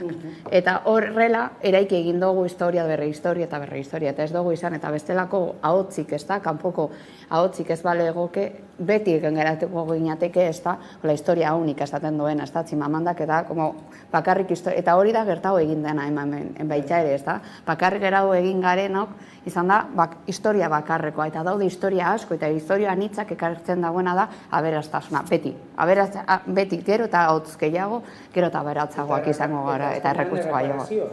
Hori nahi duguna da gure herrian egotea, baina batzuk ez daude prest horretarako. Interesgarriako zubirek dituzuen meloiak, investiduraren bueltakoekin arituko gara orain, izan ere, ostiralean Feijóoren investiduraren azken saioa izan zen, investidura horrek porrot egin zuen, Santzu guztiek esaten zuten bezala, eta orain badirudi Felipe Seigarrenak Sánchez hautatuko duela, ikusiko dugu, baina gehi da, Feijóok oposizioko burua bihurtu zela beste egunetan, astebetez balortu zuela arretagune hori, ez da, eta egia da argi gelditu zela ultraeskuinarekin zeukala aliantza bat. Ez dakit nola ikusten duzuen egoera zuek? Nire arrituko naz, danataz, bakarrik Oskar Matuteren diskurtsoarekin. Izan zen kontundente, baiezkoa, jartzen puntuak jarri behar izan ziren lekuetan, eta ez dau beste esaterik. Pertsona honek saiatzen ari duela da denbora galtze bat egitea, zuk esan bezala, azken filan jartzeko fokoa beragan, baina ez benetazko eta beharrezkoak diren gauzak eztabaidatzea eta eroatera kongresu batera, jarraitzen dute euren palmeroak egiten bere antzerkia, jarraituko dute, gertatzen dena da, Felipe Seigarrena bere aitaren oso ondorengo osasuntzu danez, egiten dau dakiena, eurak datozen lekutik da frankismoaren ordezko horretatik, eta jarraituko dute egiten azken finean euren papela dala mantentzea Espainia bata bakarra eta handia. Eta ez dute bilatuko beste, lehenengoan bebai, ez badot txartu gogoratzen, egon zan alako eztabaida bebai esen Feijóo, zen izan zen, astuten jataz, porque niretzako ez dira garrantzitsuak orduan, baina egon zan alako saiakera bat. Eta txartu juntzan, baina eurak da, beti harri berbera pikatzen, saiatzen, baina horrek egiten duena da, desestabilizazio bat, behintzat, estatu mailan, hori beste meloi bat da, baina zenolako irudia botatzen duen adibidez Europa mailara. Ez dana posible da, azkenengo, 3 hauteskunde generaletan, orokorretan, egotea alako historiak, osea, jakitea, eske, gehien boskatu da izan dan ez daki zer, eske, lehenengo eta bain egin beharko lekena Estatu Espainolak alako historiak ekiditzeko eta kudeatzeko ondo, izango zen, lege elektoral aldatzea. Hori lehenik eta behin, porque eske nondik dator lege hori? Osea, 50 piku urte eta mundua ez da aldatu, Espainia mailan ez da aldatu, ez? Egoerak politikoak ez dira aldatu, edo suposatzen da, porque eurak beti daude, esaten aldatu direla, progresistak garela, saiatzen ari galera aurrera joaten, ez da bar, baina gero ikusten dugu ez dela berdina. Osea, instalatuta daude iraganean. Eta ez dute nahi etorkizunerantz begiratu. Azkenean Peperen helburua da denbora, zen denbora galtzea, ze eurek nahi dutena da, hauteskundeak berriro deitzea. Eta egin batean baita ere, batzuk diote, Peperen helburua zela ere, Araba Bizkaia, Gipuzkoan eta Katalunian, boto hori berreskuratzea. Ze azkenean EAJ eta Juntzen hauteslea, askotan apurtu bat heterogeneoa da, eta hortik joatea. Gertatu egin dena zen uste dut danak espero genuena, batez ere, ez da, ikusi genituenan, ez da, zenbat aulki hartzen zuen bakoitzak, eta zenbakiak ateratzen argi zegoen, ez da, eta hortatik egin duten, eta erabili izan dute, eta, nork botatzen dau pilota, eta nor zemotatako mugimenduak bata besteari kontra juteko. Orduan, legebidezkoa da hori egitea, eta hori politikan egiten da, baina gero benetan ikusten, eta bereziki eta jarre komentatzen zuen moduan, zer zegoen atzean, zer edukia, zer eduki zegoen atzean, ez zegoen bakarrik bata besteari, esan ezuk egin dozu, zuk hau egin dozu, bestea egin dau, eta besteak, eta berriz minak eta benetan herritarrok daudazkaten sentimenduak eta bar, erabiliz, adibidez, hartuko nuke, Kataluniako egoera, ez da? Batez ere behitzen ari direna, eta gero ipintzen dugu pixka bateta, eta horrela dena nahazten dugu, eta botatzen dugu, eta zer gertatzen da, eta berriz. Eta hurrengo hauteskundeetan berriz hartuko dugu berdina, eta erabiliko dugu leku batera eta bestera. Eta hori niretzako, baitari politikoei begira, eta ja, berdin zen alderditan ipinita, pentsatzen dut, ostras, non geratzen da, zuen erresponsabilitate zibila eta politikoa guretzako. Zer gero normala da desafekzio politikoa eta egia horretan batez ere eskuineko alderdiak oso erabiltzen dute. Zertarako erabiltzen dute espazio hauek edo denbora hauek desafekzio politikoa areagotzeko. Eta eskuineko botoak eskuineko botoetan geratuko dira. Eta hor geratzen dira.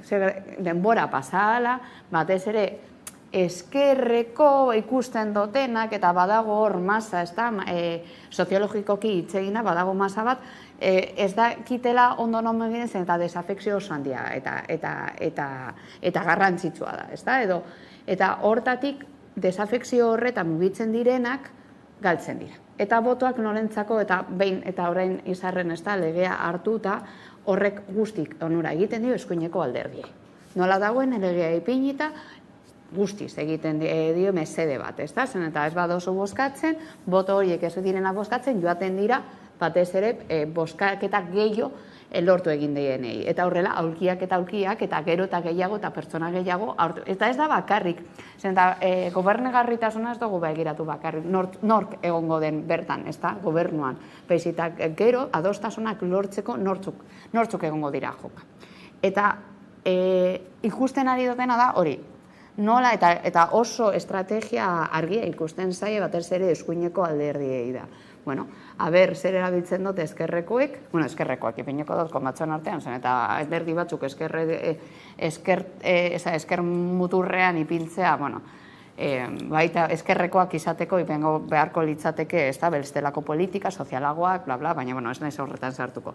Baina ikusten nahi dutena da, nondik joango diren, guk hori erabiltzeko, denbora galtzeko, eta eragingo egingo dutena da desafekzio gehiago. Eta hori onuragarria da guzti zaientzako eta baita ere Voxentzako. Zer gertatzen da, gero legeak adosteko, legeak ateratzeko, hori bai eragin oso zuzenadeko. Orduan, niretzako oso garrantzitsua da, batez ere, ez da, igual komunikabideetan gehiago mugitzen garenok, edo bestelako, ez da, igual daukaguna sarbidea beste lekuetara, batez ere desafekzio hori, bai, ez baizik eta motibatzea, zen eta modu batean edo bestean ezinbestekoa da, badakigu igual orain gure politikoek ez direla guztiz erresponsableak, baina gerorako ikusiko ditugu. Eta estrategiak oso argi ikusten ari direa, ez da, leku bat eta betez ere, niri bestaldetik ematen didana pena handia da edukia. Ez dodala inondik inora edukirik, ez dakit zer egingo duten, ez dakit benetan zer egingo duten aspektu sozialekin, bai, benetan ez dakit zer nahi duten egin, bat batean atera egin zen, ez da leku batetatik amnistia, non geratu egin zen gero amnistia, baitare ez da, baidan, kongreso, non geratu egin zen horri buruz. Gero baitare ateratzen da, ez da, genero indarkeriarekin lotutako zerbait, eta baina gero benetan non dago zuen edukietan, are baino gehiago bata bestearen elkar mokoka jutea. Bai, azkenean gero ez da, eta horri baitaren abaritu egin dut asko politikan, izan dela asko erabiltzen dutela, esaldi oso laburrak, oso konkretuak, eta batez ere komunikabideetan ateratzeko, edo gero retuiteatzeko. Baina benetan, gero funtsa dagoen eta edukia, galdu egin dugu guztiz, eta batez ere azkenengo astean, ni geratu sentsazio batekin izan dela, baina zer nahi dozue batak eta besteek, zer nahi dozue benetan, eta zer atera nahi dozuen herritarrontzat, zer proposatzen dozue. Eta hor bakarrik alderdi batzuk hitz egin zuten edukiei buruz, eta izain beste, ez da, zuk egin dozu, eta gero adostasunak egon behar dira, eta egon behar dira negoziazioak, eta hori baita ere da politika, eta niretzako lehen aipatu egin dut, gero eta hotz gehiago, eta ikusmolde gehiago, gero eta aberrazgarriagoak izango gara. Baina nola dagoen orain, edo gauzak asko aldatzen dira, baina ikusi egin da argi zein den mugimendua. Nik askotan, zuk esan dakoarekin guztiz ados, eta desafekzioa ez bakarrik, baizik eta gero ikusten dugu gainera konpromisu politikoa daukaten gazteok adibidez, oso potentziala handia daukatena boskak emoteko, zelan adibidez Euskal Herrian eta Katalunian ikusi genuen egon zanean 2018ko inbazio hori edo ez dakiz zelan deitu, zelan joan ziren gazteen kontra, Euskal Herrian ere, eta niri beti bururaten jatana da, zer gertatuko litzateke, adibidez, Andaluziako gazteek elkartuko balira, edo Galiziako gazteak elkartuko balira, eta hasiko balira egiten eta ideologi nazional bat eraikitzen. Batzuk hasi dira, baina oso mugimendu puntualak dira. Zer gertatuko litzake? Porque, claro, horrekin desafekzio hori behintzat ez litzateke hain aipagarria izango. Esatea, porque, claro, gazteek ez dute esartzen, niri flipatu nahuana izan zen, egun baten, unibertsitatean, joan nintzala hitzaldi bat emoten, eta batek, konparazioa egin zuela, Bildu eta Voxekin berdinak zirela. Ni momentu horretan ez nekien, lotzaz hiltzea, nire burua hiltzea, eta ni saiatu nintzen esaten, esaidasun ondago berdintasuna. Claro, no esaten da bana, muturrak, maitzia, batak eskatzen dute sozialki herritarrentzako beharrezkoak diren gauzak bebai hobetu aldirela, gehiago landu, saiatu, baina bebai, daukaten indarrekin. Besteak ingotzuna da, danakentzea. Orduan, zelan posiblea da, eta hori, momentu honen bitartez oso ondo lan egiten du eskuinak. Oso ondo. Eta bidaltzen daun mezu hori. Eta zoritxarrez mezu hori gazte askok eta politikarekin bat edo ideologia oso zehatza ez duten pertsonek hartu egiten dute. Eta horrek dakarrena, zuk dinozuna, nago entre gorria eta urdinaren artean. Ja, eske berdea, ja, bai ikusten dut pizkatxu bat muturrekoak direla. Baina bata, ez? Hor, zelan da posible balantzan baten jartzea eskuma eta eskerra? Eta gero, jarriko dut PSOE niretzako ez dela eskertiarra. Baina hori beste historia bat da. Orduan, desafekzio horrek, zenolako ondorioak daukien. Eta ikusiko dugu, igual da hor dago bat botatzea, baina lortzen baute elekzio berriak izaten, ziurazki, baietz irabaziko duela PPek.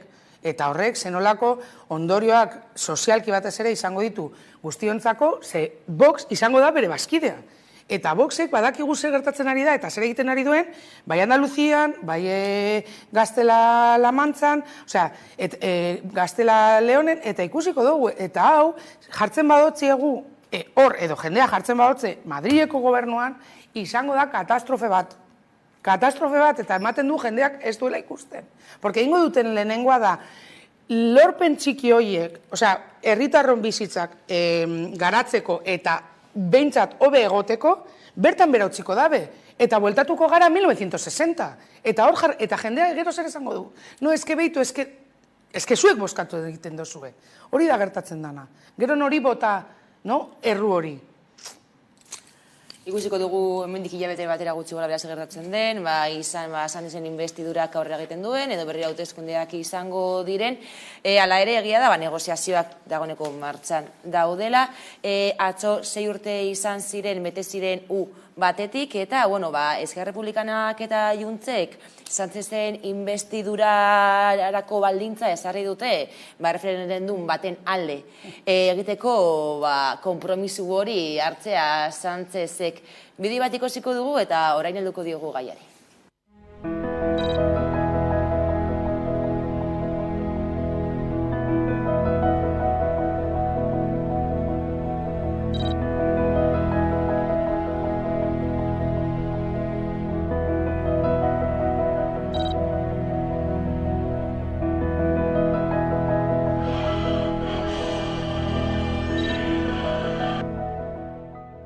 Queda molta feina per fer, però aquest 1 d'octubre l'independentisme torna a mirar endavant, torna a mirar el futur.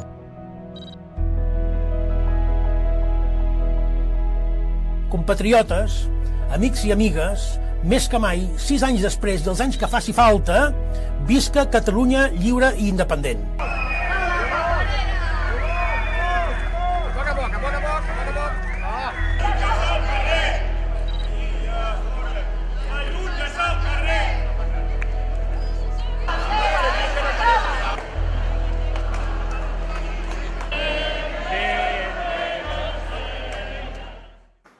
Bueno, 6 urte orduan, egia da negoziazioak Sánchezen investidura horretarako dagoeneko martxan. Eta, adibidez, froga bat izan daiteke, barne ministerioak, Kataluniako independentismoa, Europolen terrorismoari buruzko txostenetik kanpo egindako eskaera, baina beste adibide batzuk ere daude. Hala ere, argi dagoena da, Sánchezen investiduran autodeterminazioa eta amnistia erdigunean egongo direla. Niretzako da pultso brutala mai gainean jartzea erreferenduna. Ja ez amnistia baizik eta erreferenduna. Orduan, ez dakit horrek maian jarrita, ekarriko duen investidura aurrera izatea. Porque Estatu Espainolak ez dauka, eta inoiz ez ditu izan, eta inoiz ez du izan, bere intentzioa inoiz ez da izango erreferendum bat egotea, edozein politikaren inguruko, edo herrialdeen politikaren inguruan. Inoiz, zenbatetan eskatu egin da Euskal Herritik, eta hori deusestatu egin da dana. Bai egia da, baldintzatuta egongo lekela investidura hori eroateko, baina ez dute egingo. Zergaitik, porque bilatuko dute, Tribunal Konstituzionalara joateko era, besteek, eskumakoaek, horri antikonstituzionala dala, ez dakiz, bla. Orduan, baldintzatuta egongo danaz, Kataluniako gobernuak badaki oso ondo. Ez dala, jartzen adurela, gainean, hor dago bat, aber ze gertatzen da. Baina, klaro, Eske ni beti nago pentsatzen zenola kondorioak izango dituen, herritarren guztientzako, desenkortasun hau azken finean aurrera eroateko eta zelan bideratuko duten. Porque ez dakite. Bai, gaur igual nahiko gerrerona etortzen naz, ez da? Orduan, daukat gaur ez daki zerraitik. Gai bakoitzetik, hilo asko ez da ateratzeko eta lehen egin dudan modean, meloi asko, ez da? Alde batetik, zer ingo dute Junts eta Eskerrak? Ez ateratzea erreferenduma da, bestela Kataluniako herritarrok zer eskatuko die. Zerbait borrokatu egin dutena, eta gainera ikusita bereziki zen motatako ondorioak izan dituzten azkenengo hauteskundeetan, eta zenbat galdu egin duten egiten ari direna Kataluniako herritarrok da, zer egiten ari zarete zuek, zer eskatzen zenuten, eta orain non da geratu egin da zuen borroka. Orduan, logikoa da hori ateratzea. Ni baita ere, izarrek ikusten dudan moduan izaten dut. Nik ikusten dut zuen borroka, baina hau zer eragingo da, hau ez ateratzea, eta horrek, badakigu, ez da? Nik baita ere ikusten ditut bialdeak, ikusten dut logikoa dela haiek ateratzea, zen eta da, batez ere Kataluniako herritarrok eskatzen ari diren gauza bat, eta legi bidezkoa da, baina baita ere badago beste baldintza bat, eta da izerre komentatzen zuena da, konstituzioa mugitzen garela, eta konstituzioak oso argi deko. Eta da, nola eraiki egin zen Estatu Espainolak momentu horretan, ez da? Trantsizioko gunean egin ziren blindaje guztiak hau ez ateratzeko. Eta hau eta garbi egin esan behar da. Nola dagoen orain eraikituta ez zinezkoa da horrelako, ez daude irten biderik. Eta gero bestaldetik, bai ikusi egin dodana Puigdemont, nire ateratzen zaidan, nire lehenengo ideia da, bai, zuretzako orain dela eta 6 urte, zenbat heldu egin garen batzuk. 6 urte hori eta pasata, ulertzen dut zu ez hemen egotea dala, benetan da bazterkeria bat. Baina, hemen batzuk egon ziren kartzelan, eta mugimendu soziala izan zen. Eta hori, askotan, ez dut entzun batez ere, Kataluniako politiko eliten artean eta beratzen artean. Zen eta hemen baita ere mugimendu hori asko begiratu egin bada barnetik. Entzuten dodanean, ostras, egia da, zu kanpoan zaudela eta deko eragin zuzena, bai familiarekin, baita ere, baina hemen geratu egin zirenak kartzelara jun dira. Eta hor zen mugimendu soziala. Eta mugimendu soziala baita ere eta hori kolpatu egin dau zuzenki Kataluniako politikoei. Guztiz ados, ezken finean, ulergarria da Puigdemonten diskurtsoa, baina, borrokak eta horregaitik gertatu zana, herritik zetorren, erreferendun hori egin zen, eta, ni independentista moduan, baldin banago eskatuten, independentzia baten nahi dodala, eta horren gainean, urte eta urtez, borrokatzen ari badot, bakarrik entzuten doana momenturo da amnistia nahi dudala, non dago nire borroka, zergaitik jarri dut nire gorputza eta nire, egon ziren pilo bat zauritu. Orduan, zergaitik jarri egin behar izan dut adibidez nire gorputza poliziaren aurrean, gero politikariek adibidez niri kontrakoa adieraztearren, ez? Orduan, bai? Bakarrik aipatuko nuke gehiago, historia, bata ez ere zergaitik etorri egin zan, ez da, orain dela 6 urte erreferenduma izan zan, zen eta hemen PPko gobernuak esan zien, ez da, Kataluniako erkidegoari izango zituztela hainbat kompetentzia. Eta gero ez zioten hemen. Eta hori ez dugu ahaztu behar zen, eta horretatik atera egin zen, hasi egin zen, errebolta guztia, esanez, eta hor beti ere askotan ipintzen dutenean, batez ere PPek eta Voxek, bakarrik, ez da, Junts, RC eta barrekoen alderdetan ez begiratu zuengan, zuek izan zenuten erru guztia, hau, zen eta zuek zeudeten konprometitu eta zerbait emoteko. Eta ez dute edo zu eman. Eta gero aia gehiago, eta hori, eskerreko, ez da, alderdi hori, esaten dena, dala sozialistek, ez dute ezebez konpondu. Orduan, hori gertatu egin da, eta borobil eta gero eta gehiagora jungo da, eta hemen bai egondana da gertagera da, alde batetik, Kataluniako politikoek igual borrakatu behar zutena momentu hartatik ez zuten borrokatu eta bakarrik, ez da, ordaindu bakarrik batzuk, eta gero bestaldetik ez dugu ahaztu behar, nondik zetorren, ez da, borroka hau, eta zen eta behar, haiek zeukaten konprometuta hainbat eskumenak, eta hori ez ziren inoiz gertau. Eta hortatik atera egin zen bertatik. Denbora barik gelditu gara, sentitzen dut hitza kentzeagatik, baina eskerrik asko berriro ere, Izar Castillo eta Esti Linares gurekin izateagatik, eta hurrengo arte. Orain tarte bat, eta jarraian itzuleko gara eguneko albiste nagusiekin Carolina Suárez kastariak guiatuta. Orain arte.